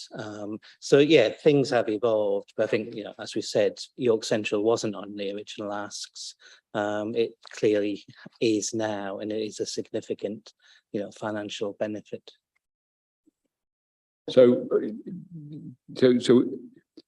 So when you put your asks in, that was more of a kind of a collaborative work with York and North Yorkshire as like combined asks, as opposed to this is York asks and this is North Yorkshire's asks. So it was all done kind of collaboratively, which is positive. So yeah, not an awful lot of work coordinated by James and his team to exactly make sure that it represented what York and North Yorkshire and all at that point far more local authorities wanted to see. Thank you. And if I might, I've got two more questions, then I'll just be quiet and let my colleagues ask away. Go on. I'll allow you if you promise. Yeah. So, Ian, you mentioned in your chat to us that there's £2.6 million for low carbon housing. You referred earlier to the £18 million gain share funding, which is over a 30-year period. Is the £2.65 million for low carbon homes, is that a one-off payment or is that an annual payment? That's my first question. I've got a supplementary to that, and then I've got the 2.65 is one-off payment. Right. That will come very early, so it's going to come before actually we've even got the combined authority set up. Yeah. Do you look at the grade those figures? So when the report goes to exec, I think there's a slight. We didn't quite have that, did we? So the report will be updated between version you've got and what goes to executive. It will confirm those figures and also seek council approval just to create the £2 million budget through government funding. It's one off for now, but I think we would be hopeful that future funding sources along that theme would come in the future. And then my supplementary to that, before I ask my last substantive question, then I'm done, is you said that York expects £2 million of that 2.65. One of my biggest fears about devolution and about the two local authorities that we've got was that North Yorkshire, being a bigger local authority, would get the lion's share of any funding. But clearly, if we're looking to expect £2 million of the 2.65 million that's been offered for low carbon homes, clearly the decision on where that funding goes isn't made primarily on the fact that one authority is bigger than the other. So in a sense, that it's comforting, but is that rationale fair to use across all funding for the combined authority? I wouldn't put your hopes up too much that we'll get the same share of every funding source going forward. But I think there's a couple of things I would say. I think in the long term, I think it would be a wrong thing, and I appreciate people will do this, but I think it would be a wrong thing if every decision everybody says what's in it for York, what's in it for North Yorkshire. Sure. But actually, a lot of these should be about what's in it for a region. And actually, you know, we work collaboratively, and the combined authority works in a collaborative way. I know that won't stop people doing the maths and working that out, but I think, you know, if you end up every decision and everybody arguing, well, we haven't got a share, all you end up doing is apportion every funding source by population, which wouldn't hit need. Now, I think on individual projects, what we've seen, there'll be some funding which is very much geared to York because we are a city. And if you look at a lot of government funding streams, they do favour city areas actually. So, you know, we've been very successful in a lot of the transport funding, for example, a lot more successful in North Yorkshire County Council have been. And that's just because we're able to do those sort of schemes, some of the sort of digital things that we're able to do, the EV charging, for example, as well. The brownfield funding, which is about £12 million there, and that should potentially be ongoing annual funding longer term. Again, we're probably strong position in terms of getting significant part of that. So I think in the long term, you will see probably a difference of funding. Some things we'll probably get more because we're a city. Some things we might get a bit less going forward, because if there's funding, you know, tackling rural issues, clearly wouldn't be such an issue. But early days, clearly, you know, York is doing reasonably well in terms of this deal. Okay, I'm just going to dive in just with a question of my own, and then I will come to you again, Councillor Rowley. Just on that point about the sort of wider region versus York, and obviously, you know, we are all going to have a slightly York-centric view on this, and I admire the thought that we might think in that sort of wider regional level. My big concern with this is that you have a situation where 75% of the electorate is in one part of the combined authority, and when you're looking at the structure of the voting within the cabinet of the mayor's combined office, the mayor cannot be on the losing side, as it were, and will be much more politically aligned, I would suggest, with North Yorkshire than maybe with York, and I just worry that there is an inherent imbalance that's kind of built in, so that we will always, as York, be looking to our bigger partner, our bigger electorate, to be fair to us rather than perhaps the other way around. And I appreciate that that's slightly a political question. I just wonder, really, either for yourself, Ian, from a civil service point of view, and perhaps also Keith, in terms of your discussions that you perhaps have had on a political level, if there's anything that, well, what your thoughts are on that, really. I think from a non-political, I mean, I think I'm always an optimist in terms of that things will be done by consensus and for the region. I think, you know, I think it would be a retrograde step. The combined authority ends up being overtly political. You'll never clearly take the politics out of it, but I think, you know, if it ends up being a political fight between opposition members, I don't think, you know, that's how it should work. It should work, hopefully, in the spirit that actually, I mean, somebody referred to it before about, you know, if people from different political sides can get together and have a clear, you know, focus and ambition on things, that's when it works best. It's when this council works best, actually. The mayor, and again, without straight into politics, the mayor is responsible for the whole area. And yes, the politics will, you know, there'll be a certain political flavour to that, but he or she has got responsibility for the whole area. He or she will have to ensure that they've got a focus on York and also a focus on North Yorkshire. And that will be their challenge to try and demonstrate that. And it will be a big challenge. I fully appreciate that. I would just say it's certainly a risk. And again, that is a question that different leaders have asked in different ways over the period of negotiation.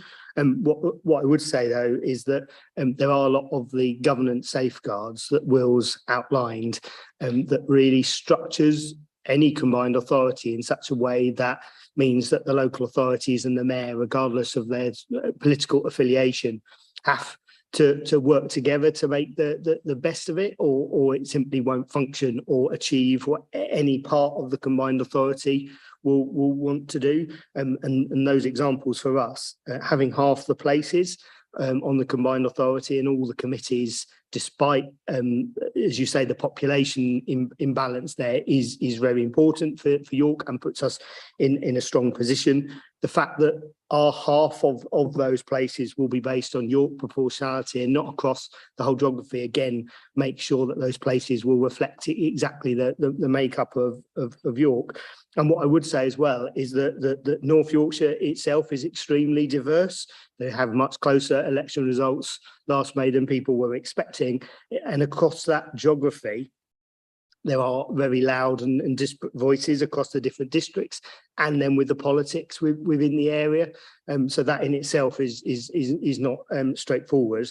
And then I think the key point is what all the stakeholders said to us earlier, which is either we want to do this to unlock some of the benefits, and we have to go into it with that partnership view of working across parties, across councils, and with those partners to make the best of it, even though there are those initial risks. I certainly don't think that those risks mean that we shouldn't do it. I just think that we absolutely need our eyes open as to the way we need to work together and the way we need to structure the combined authority to make it a success. And I think we can look at how other combined authorities have worked, some which are pretty much one-party states, but others are far more mixed. When you look at how the combined authorities worked and the relationships that they've had to build with the officers and the mayor, and obviously that will be a really important part of it for all of us.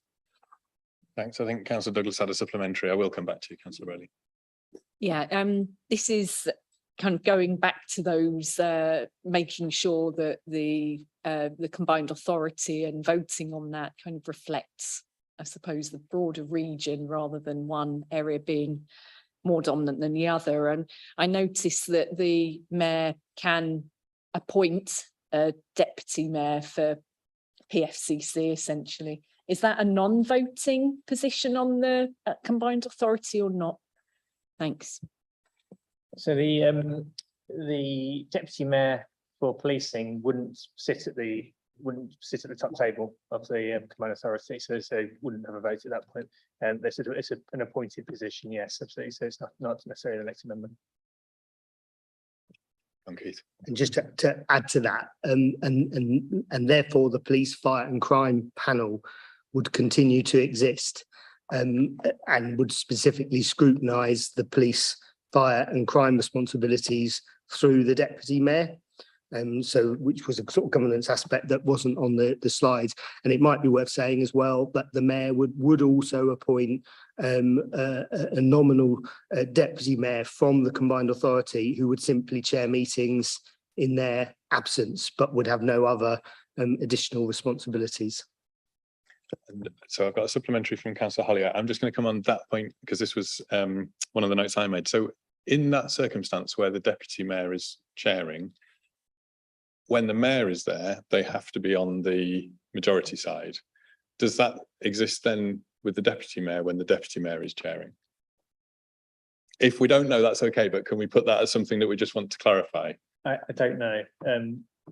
I wouldn't like to. I've got an idea what it might be, but I wouldn't want to say. It's just it would effectively give a veto to the deputy mayor at a time when the four equal partners in the absence of the mayor. As a general principle, the substitutes, that allow it tries to ensure that those substitutes can act on with the same authority as the person they're substituting for. So I suspect they might that may be the case, that they would have to be in the majority for those decisions. But yeah, I would have to look in more detail. So I think we do need to clarify that, because I think that potentially changes the dynamic of that when the mayor is absent quite significantly.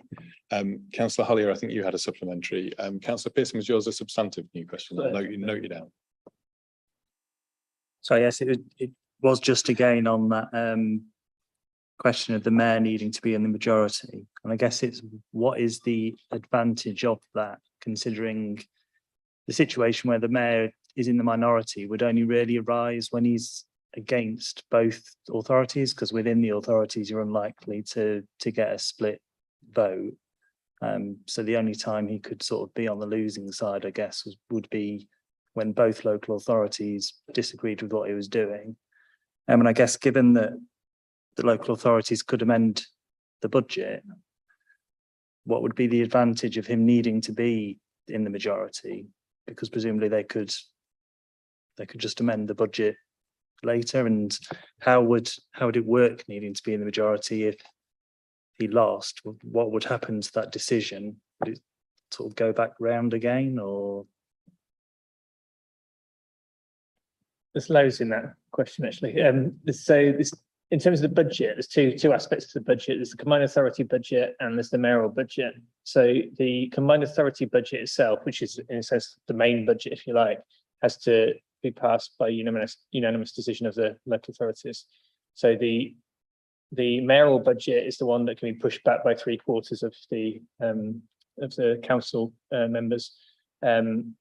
So that obviously the mayor sets the mayoral budget, and therefore that's why there's a requirement for the pushback. In terms of decisions where the mayor disagrees with it and therefore they don't carry, yes, they could keep going back round, but what you'd expect in reality is that there'd be further discussions to reshape the proposal.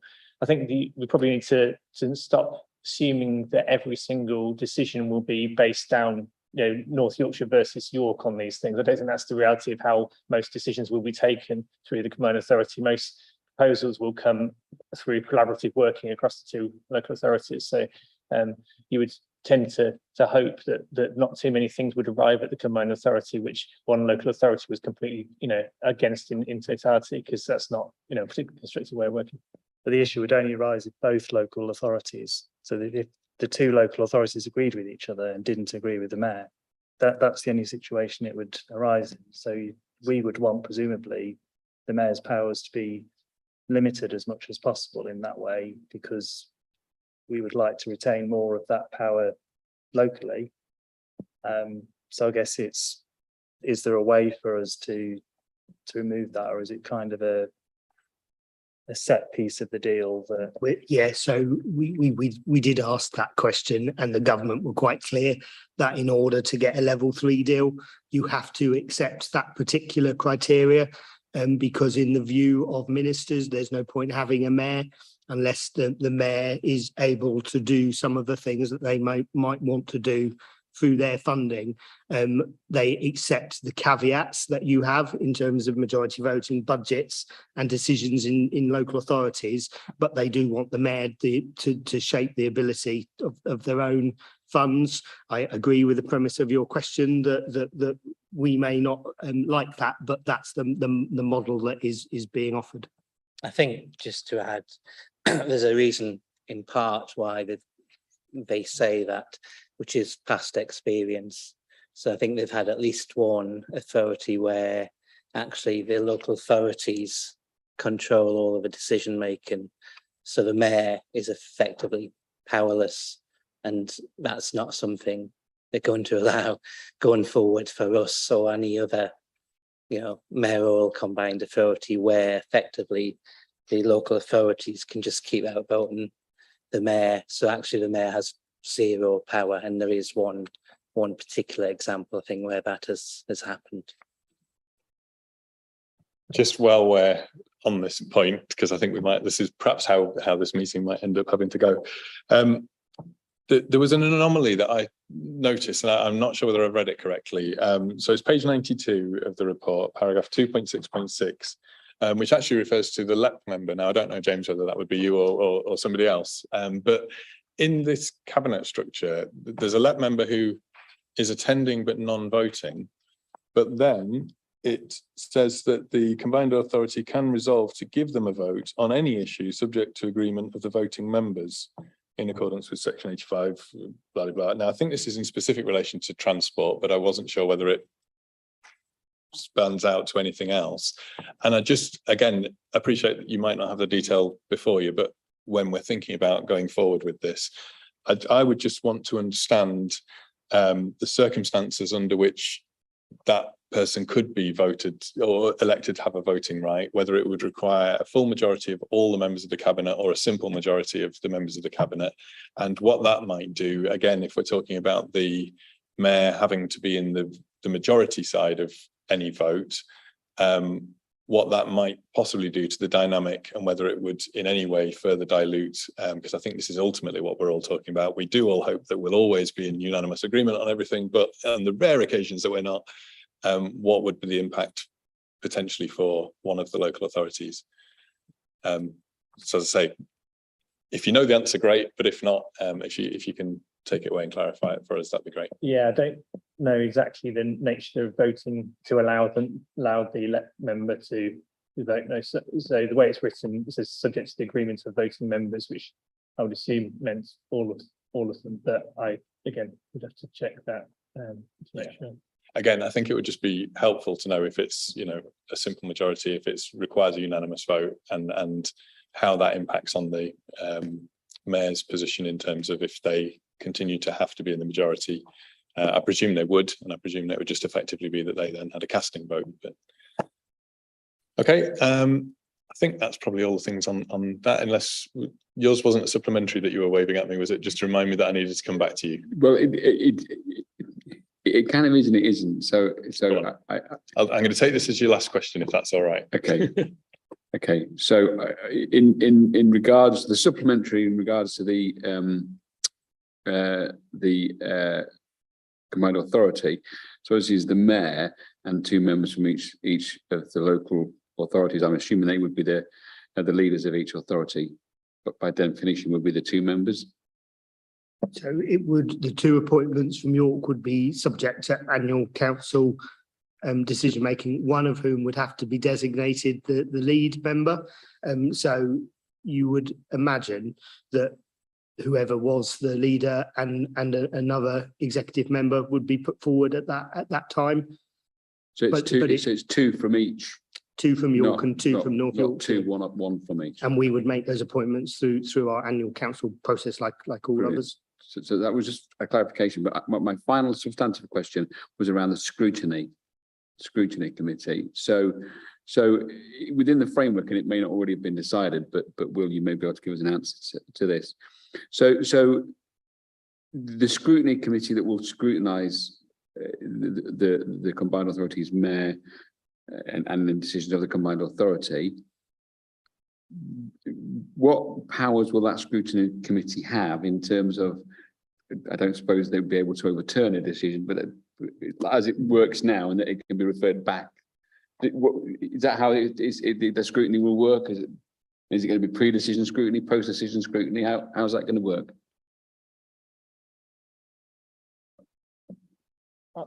I'm not very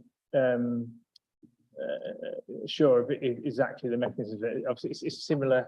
It will be similar to the way that it works within West Yorkshire Combined Authority. That I think they can scrutinise the decisions that are going through that process at that point in time. But whether it's post or whether that's power of calling and things, I'm not sure. I don't know. Else is I think my understanding is it would operate similar to how individual councils operate. I think within certain parameters, I think it'd be for the chair and the members of that scrutiny committee to look at how they wish to operate. Now, you've probably done the sums in terms of how this committee will sort of be proportional, and I think it will be, let's say, it'd be quite interesting, shall we say, in terms of how that operates, because you're going to have quite a different political mix across that committee. From what we can see, from what we've read and what we know, we think that broadly speaking, it's the existing legislation as pertains to scrutiny would apply to that scrutiny committee. So there would be a call-in function. I think we would probably want to have some clarity around how a call-in happened, because you wouldn't have the full 47 members of a council, or perhaps a certain number of local councillors could request that a call-in takes place. So again, that would be something that would be useful to clarify. But in terms of the powers of a scrutiny committee, and I presume also the Audit and Governance Committee that they would have, it would stem from I think it's the Localism Act 2011 and in accordance with the 2009 Act, which is set out as page 95, paragraph 2.8.8. So broadly, as we are. Is that a supplementary question? Yep. It's just a quick supplementary, and it'll be hopefully something that you'll just say, we will come back to you on that. If City of York Council was to move from executive to a committee system, do you have any ideas at this point in time how the two members of the MCA would then be chosen? As now, so it would be through the annual council process. Okay, I think that's all the supplementaries on that one. So Councillor Hollier, you had a substantive second question. I should say second substantive question. Well, I was debating whether to make this a supplementary, so probably a good place to come in. It was also on the scrutiny side of things, because it says the chair and the vice chair of the scrutiny committee will be appointed by the combined authority from amongst the members of the committee following a proposal put to them by the overview and scrutiny committee. I assume that they don't need to follow that proposal. So it's exactly what happens in West Yorkshire at the moment, and you as a member of the West Yorkshire Combined Authority Scrutiny Committee, you will know more. But the scrutiny committee will make a recommendation to the Combined Authority. The chair cannot be obviously from the mayor's political party, but you're right, the Combined Authority could veto and send that back to scrutiny if they didn't want the appointment that the scrutiny committee suggested. You have to hope that as long as the scrutiny committee through a majority vote suggests somebody who isn't of the mayor's political party, that would just be nodded through. But this is that arrangement where the scrutiny committee makes a recommendation to the combined authority is mirrored in what happens in every other scrutiny committee. Okay, that's like, I think that sort of answers my next question, which was because in 2.8.6, it also says that the chair of the overview and scrutiny committee will be appointed by the committee as the first item of business of the committee in any municipal year. So they would make a suggestion to the combined authority, who may or may not send it back to them to make another suggestion. But if they agree with it, then it'd come back and they'd appoint those two people. Okay. So I imagine, like in West Yorkshire, that there'll be a conversation that would run alongside the formal recruitment process. And if you mentioned who you were appointing to one of the members of the combined authority, you would know immediately if there was a problem. I imagine it is primarily to make sure that the combined authorities officers and monitoring officer are content that the suggested appointments follow the governance framework. So again, that they're not a member of the mayor's political party.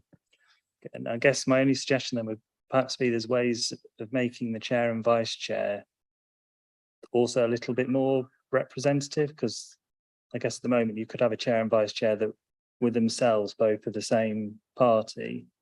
So maybe if they also had to be of different parties and also had to be from different authorities, then you'd kind of cover off that a little bit as well, because at the moment they could choose two people from York or something that were, so maybe there's an opportunity to make it a little bit more representative as well as complicating everything massively. I was just going to say, I think this is the efficiency of local government writ large, isn't it? But we can look at that, what's possible in the area. I think it couldn't be prescribed that they'd have to be members of different parties, so because of course you might have a scenario where there weren't those different parties to have. You know, if you only had two political parties represented across the platform, say it's going to happen, but you couldn't prescribe that they'd have to be different. So we can look at what is possible where the president for that sort of arrangement. Okay, and next up is Councillor Douglas. Thanks, Chair. I'm going back to the money side of things. So we've heard quite a lot in various places about the 50 million for York Central that will therefore be coming into York. And I'm not really sure that I've had a clear answer yet about whether this is new money or whether it actually is related to the enterprise zone and retainment of business rates that we've already got in place. And can you describe the difference between the two things if they are separate for me, so that there's some clarity around that, please? Yeah, try. They haven't finally confirmed how they're going to do it, but the likelihood is they would do it through the enterprise zone. And you probably recall that when we got the enterprise zone status, it is fixed for a period of years.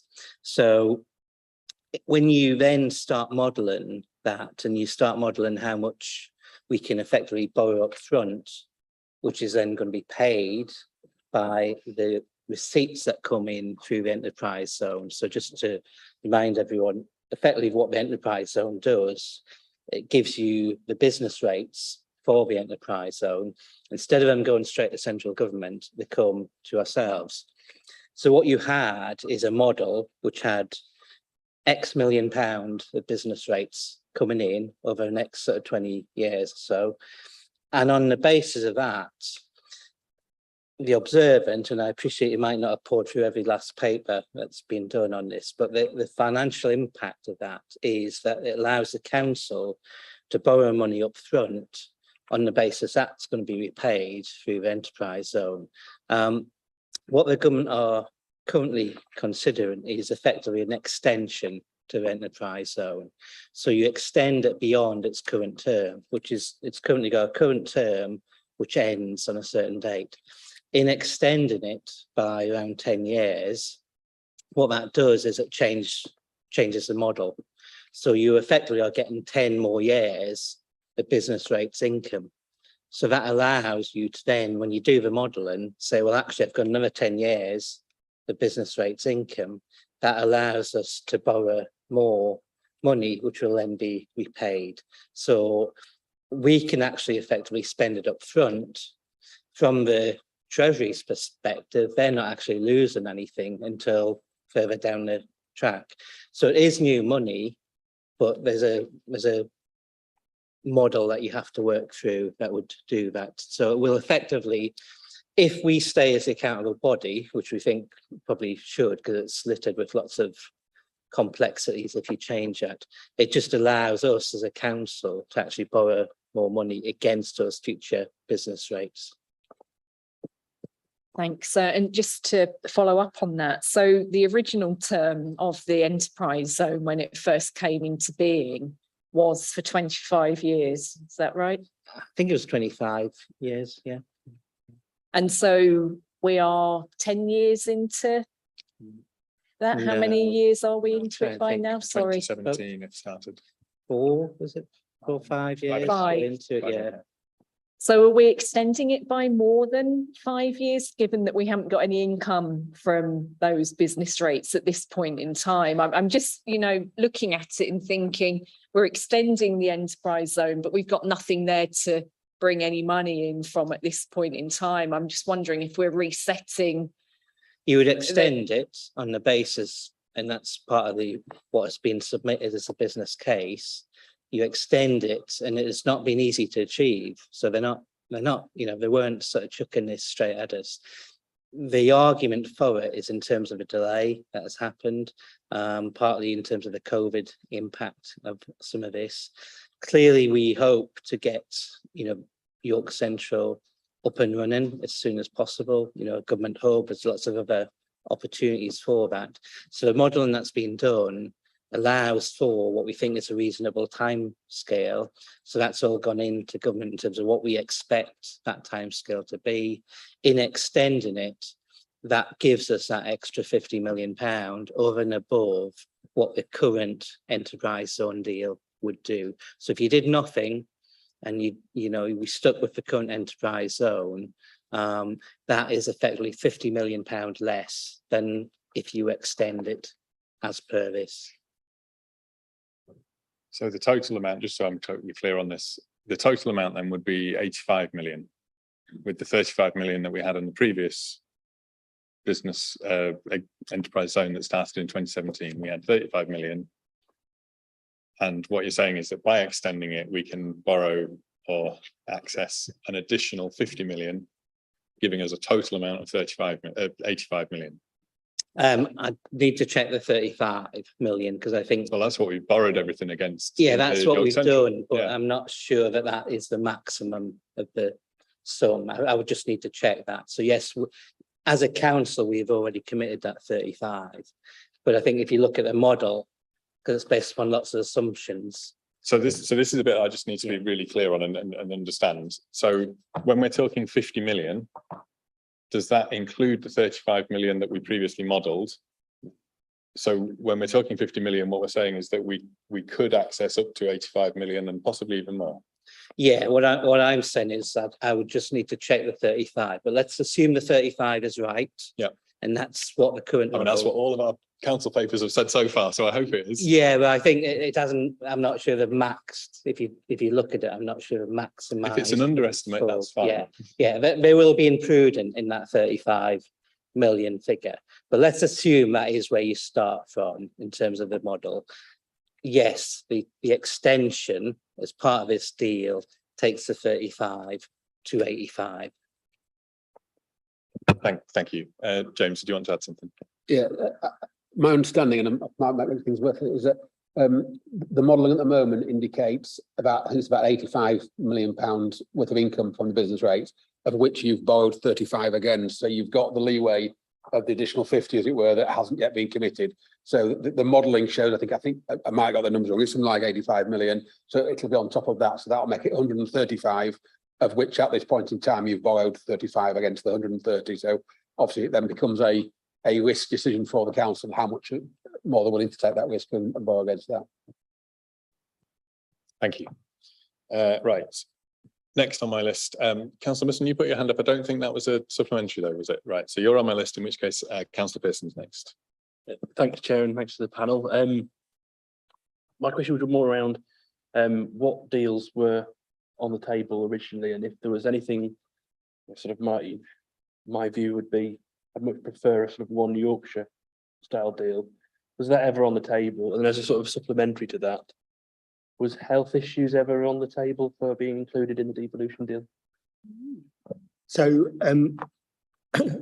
no and no are the two quick answers to your questions. Certainly the vast majority of council leaders in Yorkshire and the Humber wanted a one Yorkshire solution, and that is why we now have something called the Yorkshire Leaders Board, which is a way of the council leaders, the mayors, the combined authorities and all the councils working together, where we've got common ground and can obviously make those points nationally. But the government was really clear, and we've had lots of local government ministers and secretaries of state throughout that period of time. But the one thing that they've all said is that you are not going to get a one Yorkshire or a Mayor of Yorkshire style deal or size of deal. The only one that we're prepared to offer is sub-regional deals, but we're very keen for you to progress in that direction. And that is obviously why all of the work over the last few years has evolved into this, in sort of the art of the possible within that framework.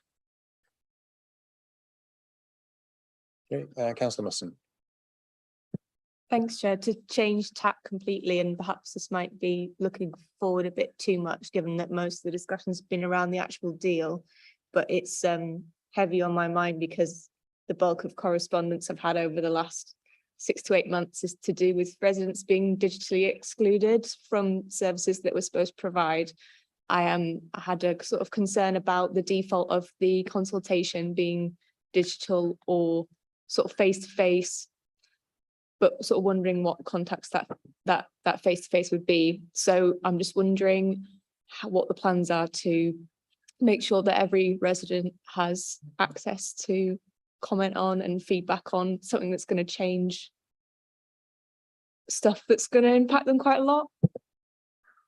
Yeah, so the sort of detailed plans for the consultation are being worked up at the moment, and we're engaging with I think it's the Institute for Consultation to try and assist in ensuring that we use best practice to get as wide and representative response as possible.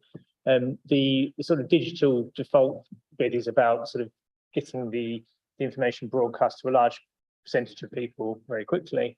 But absolutely recognition that there all needs to be other channels that are available and easily available to people to allow them to participate. So paper forms will be available from different locations. I think a big part of it also will be getting out and about to promote either the consultation itself. I think there's discussions about people going out and actually standing in the high streets and the different places across the patch and then collecting views face to face in order to ensure people can input. So I think all options are being considered at the moment. The detailed design has been worked on, but it is really important. It's important in itself that it's a representative consultation.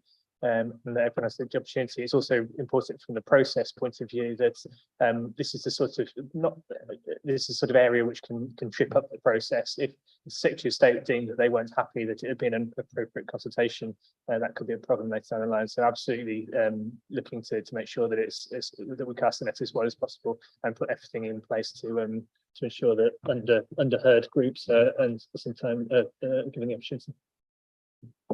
Oh, good. Councillor Musson, you've got a supplementary, and Councillor Douglas had a supplementary as well. Yeah, one was just a comment, which is that you use the phrase digital by default, which I know in the papers it says digital first, and we must specify that we mean the latter rather than the former.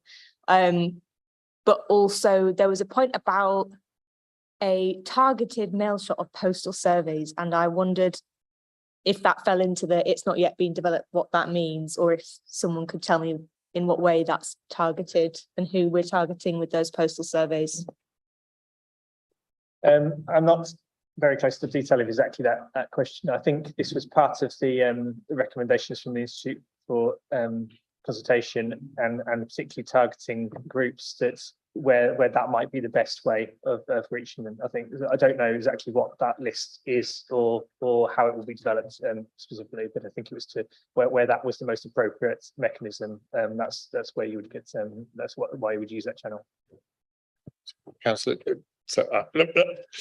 Councillor Musson, go on. It's your question. So you go in with the supplementary. I have got also Councillor Douglas and Councillor Pearson with supplementaries as well. But yeah, sorry, I was going to say we're talking about going out onto the high streets where people who are mobile and already out and about and in touch with the community. But I don't know, it's probably been thought of. But why aren't we making sure that ward community officers are part of that? People that get in touch with people that are the most time poor, that have the least access. People that might be in care homes, they could be part of the targeted postal survey, etc.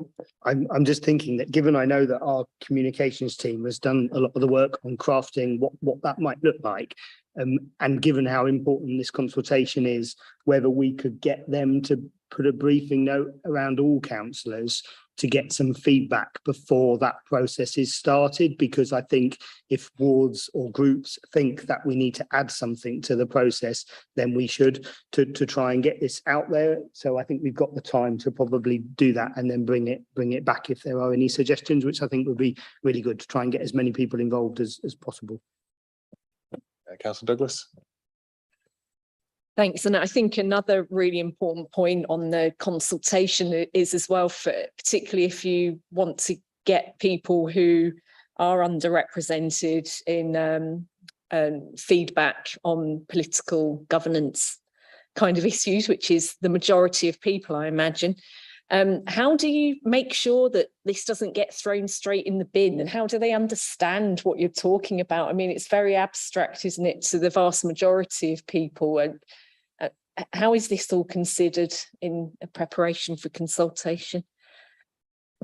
I think it's a challenge, isn't it, to make it not dry and make it engaging. I think that this is the key bit is that the consultation doesn't just land as a survey with a load of questions on, but the context of it is publicised. So alongside the actual consultation, there's a huge communications effort that goes beyond that, including a website which sort of outlines the relevant information for different themes within the combined authority, but also in terms of different areas, what it means in simple terms, so that everyone understands it. Because the intricacies of the difference between a transport authority and a highways authority, 99% of the population probably don't care or understand about that. So I think it's just making it real, and that comes to the communications that goes alongside the consultation rather than it just landing flat. So it's absolutely on the radar to do that.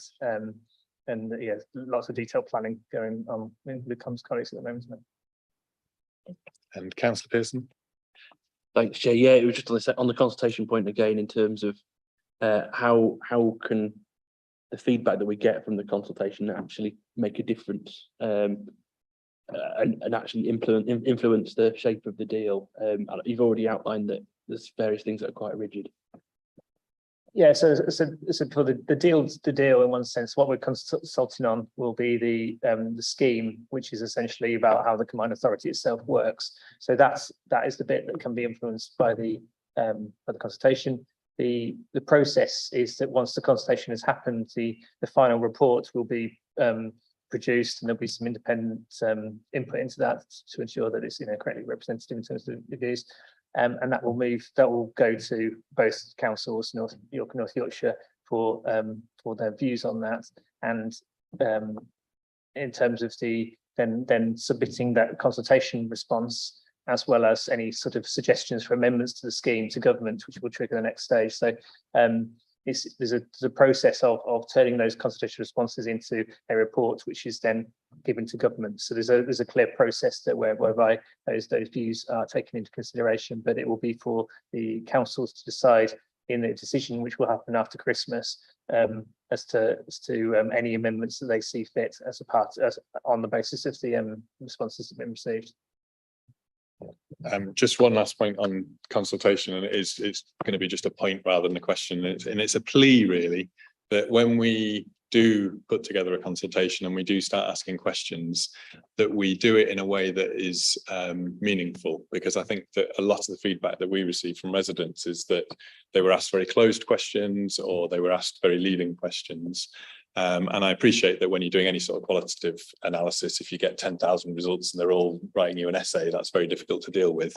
But I think, there is a huge difference between, do you want a prime minister? Yes, I absolutely do. Do you want this prime minister? Maybe not. And I think we perhaps as a council have been a little bit guilty in the past of putting questions out that you might misconstrue in terms of the responses that are received. And I think it's so important actually on this sort of an issue that there isn't any sense of I don't want to use the word conspiracy, but people need to feel that they're being meaningfully engaged if this is going to be successful, because it is a big change. I think we're all here. I'm certainly got a sense of more than 2 hours into a meeting that I'm just about scratching the surface of masses and masses and masses of stuff with huge implications. And if we're going to have a consultation with the residents of the city and across the whole of North Yorkshire, it's really, really important that it's done in a way that people feel that they've actually been engaged genuinely, rather than sort of been, led to something, which I think is the danger. But as I say, not asking you to respond to it, more just a plea. Couple more substantive questions. I'm just going to bring Councillor Fenton in ahead of you, Councillor Douglas, because you've already asked a couple of questions, but Councillor Fenton. Thank you. Just a couple of go back into geeky territory for Will. The joint committee that's been mentioned as sort of the forerunner of the combined authority, is that likely to meet in public? That's the first question. And we've been talking about what decisions can and cannot be made without the mayor's compliance agreements. Could the board, the 2+2 combined authority members, could they amend the mayor's budget, or would the mayor have a veto on an amendment to the mayoral budget? Just a couple of questions. Yeah, so in terms of the mayoral budget, 3 out of 4 yes can push back to say that they wish to have an amendment on the mayoral budget. I'm not entirely clear whether that means that their amendment carries automatically, or it requires them to be revised and re-agreed. So I'm sorry, I'm not entirely clear on that one. Sorry, I forgot. Meeting in public. Thank you. So meeting public, so the provisions for a joint committee are defined as a specific piece of legislation. So it'll act as a committee of both councils. So yes, it'll be a meeting where people can speak and sort of say. Councillor Douglas. Yeah, I'm going back to money again. You can see where my concern is. I've read in the papers about the setup costs being estimated to be £600,000. And I'd just like some clarification if that is the shared cost of the complete setup, or is that the cost for York? And where is that money going to come from, given that we know our budgets are under a huge amount of stress and we're going to have to find that money somewhere up front? Thanks. Yeah, the 600,000, which I think it's in the report, that's between ourselves and North Yorkshire, so that's for both. It's an estimate in terms of getting us from here to probably around February for a decision, because clearly up until that point we don't know what will happen beyond that. The largest share of that 600,000, I would say, is around the consultation, so probably up to around a half would be around the consultation, and then the other amount is the potential, just where we may need to bring in some additional resource. Because the thing we haven't talked about is that clearly there's a consultation period, and clearly until that is gone through and final decisions are made, nothing's set in stone. But clearly we also need to start the process of creating the combined authority. Unlike West Yorkshire, we don't have one. We don't have anything really. We clearly have a LEP, and we clearly have, Police and Fire Commission, but you're creating a new vehicle, you're creating a new organisation. So the initial cost of sort of 300,000 is a ballpark in terms of what we think we might need to spend potentially between now and February. I think it'll probably be less than that. I think we're looking in terms of the resource and that we may need for actually, coming from, the likes of the LEP, likes of ourselves, the council. That's how we've resourced it up to now, really. But we'll have to take that forward. Then clearly, if the decision is made February, there will be further costs that we need to look at incurring. Those would come in the report, I would imagine, in February, an update in terms of that. And then you would be looking, ultimately it would be funded through, there is funding within the deal in terms of those advanced setup costs. Yeah, now there's a timing issue. Now, without going too much into the details of finance and my previous job, you can effectively do it in terms of cash flow. It doesn't necessarily. So Debbie here and Gary Field at North Yorkshire would come to some sort of arrangement in terms of how they're going to show that effectively on the balance sheet, effectively as a cost, but they know the funding is coming back to that. Now, there is a risk. The risk is that it doesn't proceed. So if it doesn't proceed, if, let's say, February, the decisions are not made, something else happens, and there is no deal, clearly the councils will have incurred costs of consultation and cost of starting to think about creating the combined authority. I think the report highlights that risk there. Just as a point of clarity, and I think you had a supplementary and Councillor Pearson had a supplementary. The report reads as if it's York to cash flow £600,000. The recommendation to executive at 16.1 reads to cash flow initial implementation costs of £600,000 ahead of funding being available to be drawn down. From what you're saying, that is money that will be shared between York and North Yorkshire. But are we putting the money up front, or does that report just need to be amended to make that clearer? I suspect it probably could have been made clearer. I suspect it relates to the fact that it's the same report for both councils, and that just hasn't been picked up. I think in terms of who actually cash flows it, that's something for the two Section 151 officers to probably think about. But I would expect there will be an appropriate sharing of risk. You would hope ultimately it doesn't materialise. The risk is that something happens, which means the combined authority does not proceed, in which case you'll not be getting that upfront funding. Okay, so I think if when this comes as a final draft or whatever it's called, going to executive, if that can just be amended just to make that point clearer, that would be really helpful.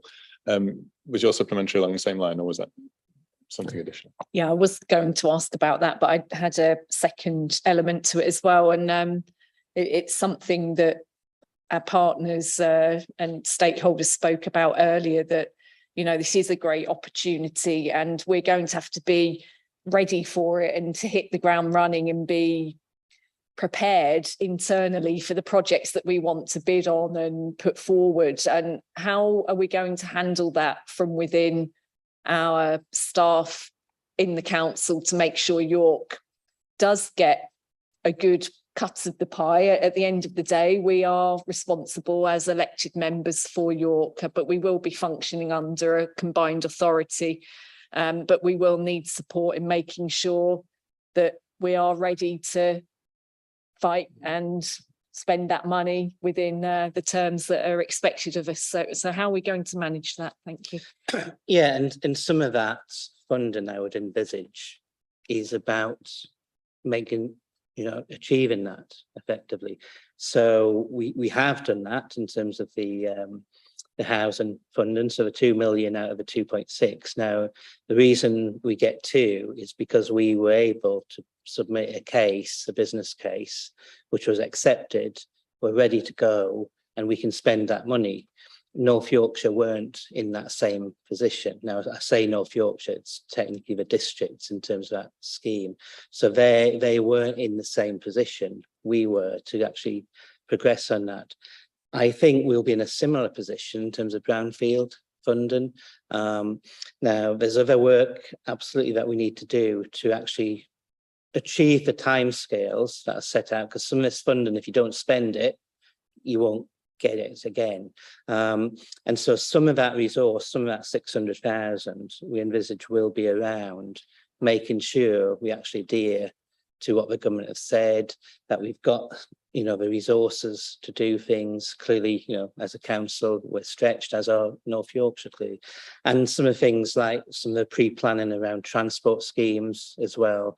So we haven't made those decisions, but clearly in going with the 600,000, it was to just give us that bit of flexibility that if we need to invest in some additional resource, we can do that to both maximise the funding, but also clearly to, ensure we are going to meet the timescales to create a combined authority. And I think we'll put up the timescales clearly subject to the next few months. We're looking at, a combined authority effectively being created in sort of the autumn, that sort of time, to give that some time to bed down before then you have the election for the mayor. And Councillor Pearson, you had a supplementary. Yeah, thanks. It's just coming back to the costs. Obviously, it's just occurred to me, and forgive me if I missed it in the content of the report. Has there been any thought around where the mayor will be based in terms of an office, and where their staffing would be based, and also, when we have these scrutiny meetings, new panels are formed, where would they take place? So, because that's obviously going to have an impact on the costs, and obviously all those kind of arrangements. So, and it's also going to be an important question for the consultation, I think. So it's probably a more political question. So lots of thoughts have been had, no decisions. And in a sense, for the final answer to that question, I suspect you'll have to wait for a mayor to be elected. And that will be no doubt a key question to all candidates in the run up to any election. I've certainly already said, and I think Councillor Douglas has as well, that it should be based in York. That makes sense for many of the reasons. I'm not going to say that James is suggesting it has to be in York, but for many of the reasons James points out about York as the city and as the driver for growth and many of the opportunities, not just here, but across the wider North Yorkshire. And of course, the connectivity that York has makes it, I would say, a natural choice for the offices, staff and mayor of the combined authority. I imagine will be relatively small when it first comes into creation, and it will be about working with the existing councils, and then it will be for the new authority, so whether that be the combined authority or the scrutiny committees, to then decide on their meeting patterns and where they want to meet. And we've tried all different things in the past in North Yorkshire. We rotate around sometimes to make sure that we get around all of the different districts, or some decide to meet in a central location, and no doubt York will be put forward at that point as well. But I would think that most of the people who are putting themselves forward to be candidates would want to be seen to have their offices and headquarters in York as part of it, but that's a job that we can all do politically to make that case. Right, I've got a couple of, I mean, I'll just absolutely support you on that. Of course, York is, you know, the natural place for the mayor to be. I've got a couple of other questions, and I'm very conscious of the time, and I'm also very conscious of just how much detail there is in here. So I'm resigning myself to the notion that a lot of this will have to come back to. I'm going to just fire away with a couple. If members have got any further questions that they are wanting to get over, just at least to sort of get us started, then, you know, speak now or forever hold your peace, at least until the next time this comes back to us. But if you can just be having a think. I want to just hopefully to ask a couple of quick questions around housing, and it hopefully is relatively yes, no. So we've got this Mayoral Development Corporation, and what I just wanted to understand is whether or not they would be able to build social housing and not be eligible or not be affected by right to buy in the way that some other housing associations are able to, and whether or not we know yet whether the housing and land acquisition powers that the mayor would have would be subject to some of the similar constraints that we currently have with the housing revenue account. So essentially, I'm wondering whether there is an opportunity here to open up the purchase of land and the building of social housing in a way that we perhaps as a council are not currently able to do. The only thing I'd say, the combined authority won't have a housing revenue account, and unless somebody tells me otherwise, but so they won't be able to do some of the things that ourselves and I think a couple of districts have got them for North Yorkshire. I'm not quite sure how they're going to translate the district's power into North Yorkshire, but I assume North Yorkshire would have a housing revenue account. So to my knowledge, the combined authority wouldn't have a housing revenue account. I think the issues in terms of what they do and do with housing is probably, without straying too much into things I don't know enough about, is probably quite a long answer in terms of, you know, things like housing. You'd probably be aware, you know, we debated at length even our housing delivery scheme, the different options you can do, the different vehicles you could set up. So it's probably a much bigger complex answer than we've maybe got time for, unless one of my colleagues has got a very subtle short answer.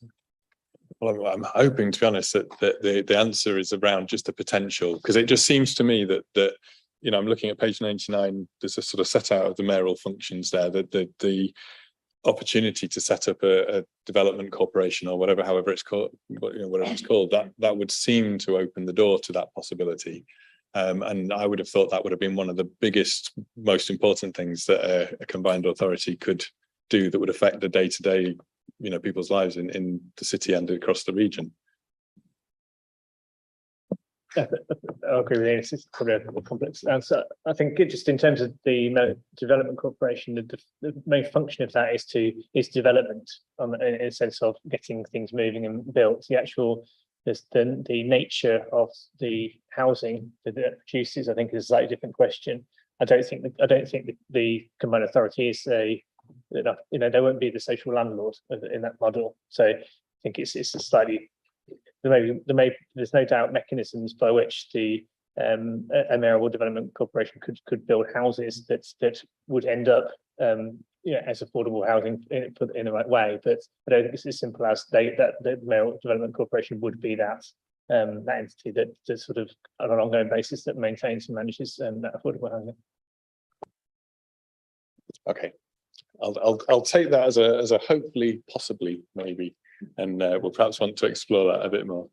The other question that I wanted to raise, and actually there's 1,000,001 questions within it, really, is around the transport stuff, and I think, in a way, as the most significant powers sort of going upwards, and I appreciate there's within the report quite a lot of caveats as to how things could or couldn't operate. But what I just wanted to really sort of understand was, so it talks a lot about local transport plans. It talks a lot about, being able to develop a transport plan. And I understand the opportunity that there is regionally for that transport plan.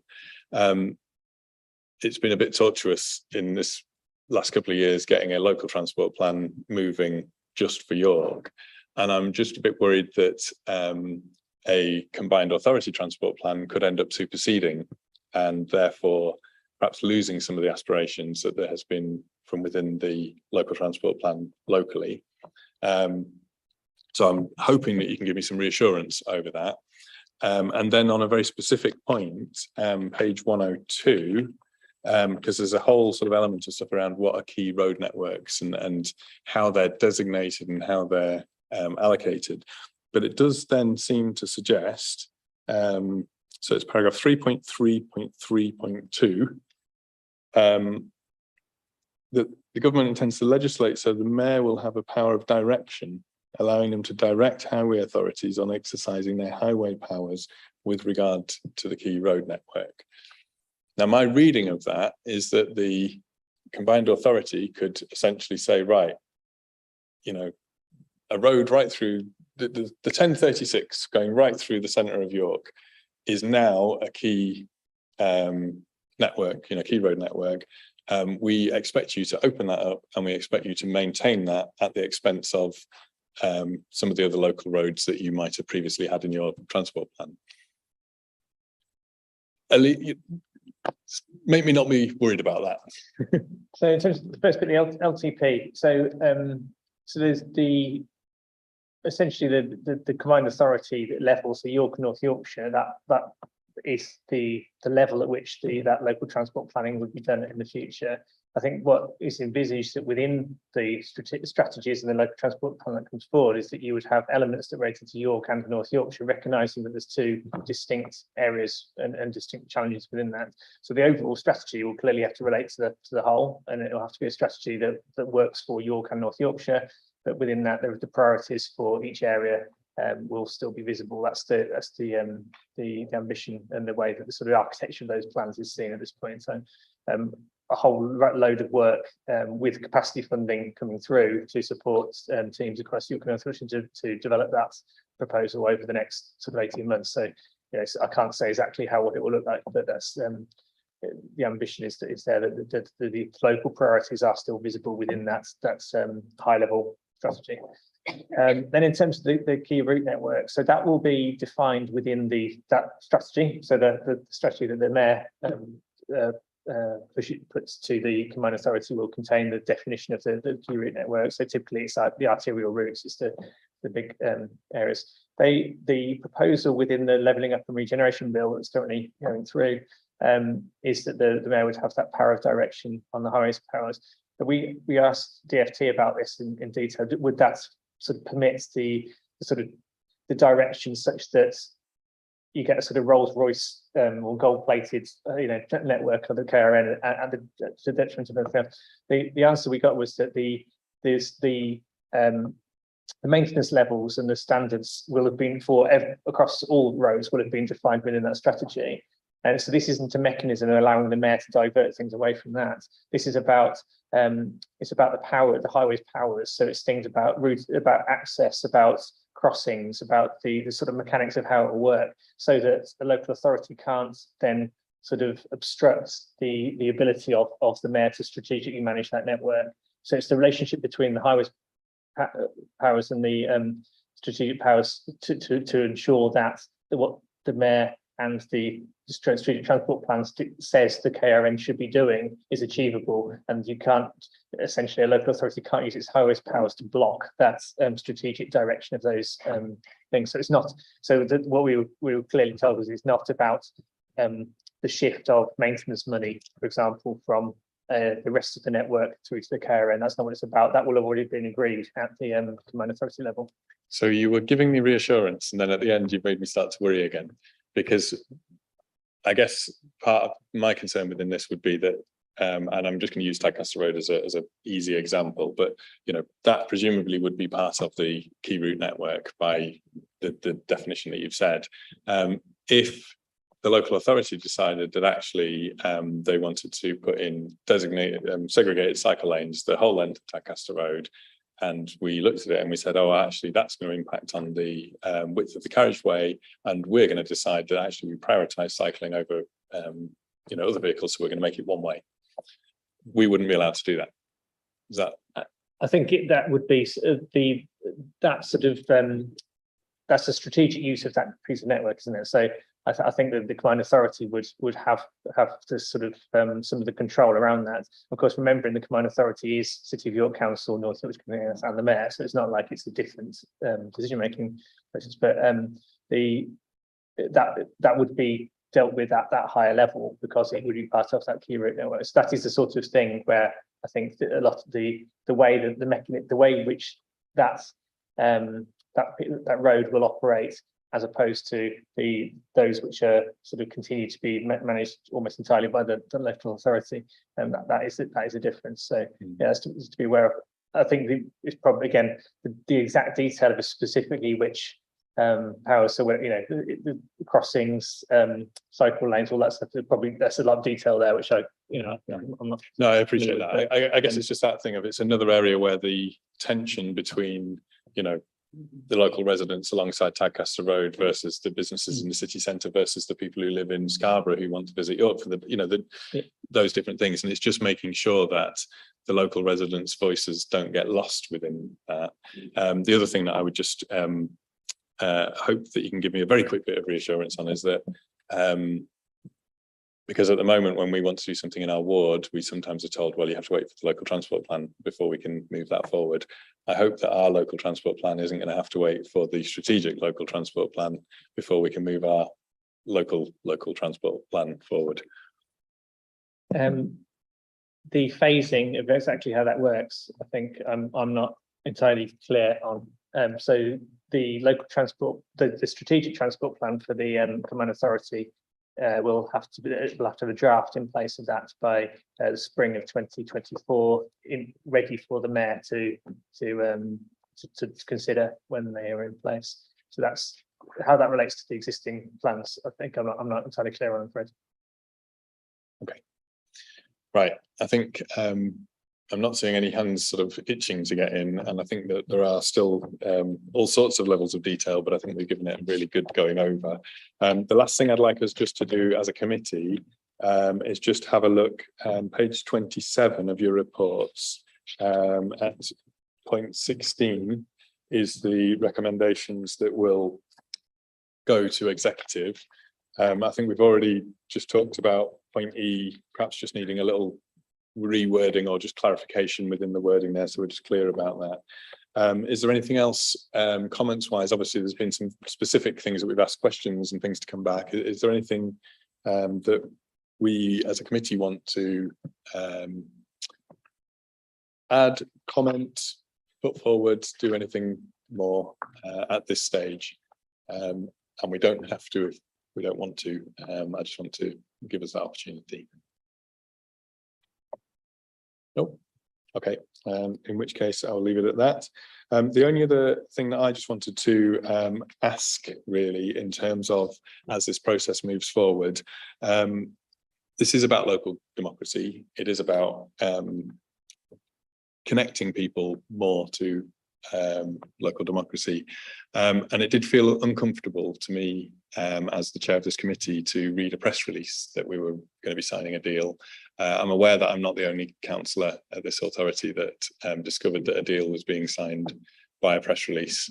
And I think just as a courtesy going forward, we are all subject to privilege. We all understand that. I do understand that there's some sensitivity around it, but I think on issues as big as the total reorganisation of local government, it's really important that locally elected representatives are notified when such a momentous thing is about to happen. And as I say, it just felt uncomfortable to me to be picking that up from a press release rather than receiving an email either from the leader or the chief operating officer or whoever might be appropriate, just to let us know that this was what was going to be happening. So my request going forward is just that the elected representatives at this authority, and I'm sure the same at North Yorkshire, are just kept in the loop on those sorts of things. Just going to pick up some of the points that we discussed, certainly that I will take through when we meet executives. So there was that point about a consultation briefing to all councillors so that we can have some further feedback into that. I think as well, if any scrutiny members here want, this is when I'm offering Will and other teams work, but some other meetings, I think some of those specific questions on voting, on housing powers and how the Transport Authority would function would be really useful. And then that can all be shared amongst all councillors, however you might want to pick that up. And then just to that process point at the end, and just to say, sadly, this is very much a process directed by the government and by civil servants. And there have certainly been times where we have been told that we can or can't communicate certain aspects of the deal. And this is the way the consultation and the announcement will happen, and particularly if it's the Secretary of State that's going to do it, it is frustrating. I know that officers did brief group leaders and councillors as much as they could leading up to that, including that there would be an announcement, but a little bit of that process was very much directed by the civil service. And I think that mirrors some of your comments about consultation and making it as meaningful as possible. I completely agree. And equally, we have to explain to people the terms of the deal that's been offered and where we can change things and we can't change things moving forward. Thank you for that. I mean, I don't want to go around the, round and round again. We are subject to privilege, so if we are told that something is confidential, we would expect to keep that confidential. But I am aware that group leaders were not informed. They also found out via press release. And I do think if we're talking about local democracy, it's really important. I'm not laying the blame at your door. I was going to say, do feel free to write to the relevant minister about the wider negotiation process, because there are bits that we would all have frustrations with. But I think, like the partners said, in order to get the deal, the powers and the opportunities, you have to occasionally follow somebody else's process to get to that point. It's not that we're unsympathetic with what you're saying. No, absolutely. And perhaps if you could write on our behalf as the leader of the council, that would be very welcome. Yeah, thank you very much. In which case, I think we are fairly done with that agenda item. It's been very useful, very helpful. And I will just thank Will for, I know he's been around all the groups giving briefings, which have also been very helpful, and appreciate the offer of continued briefings on some of the minutiae of details, which I'm sure we'll all be picking over. So I will move us off that agenda item, and just thanks again to James for your attendance this evening. So there's no urgent business for this meeting, which means that it is with great pleasure that I can draw it to a close, and thank you all very much.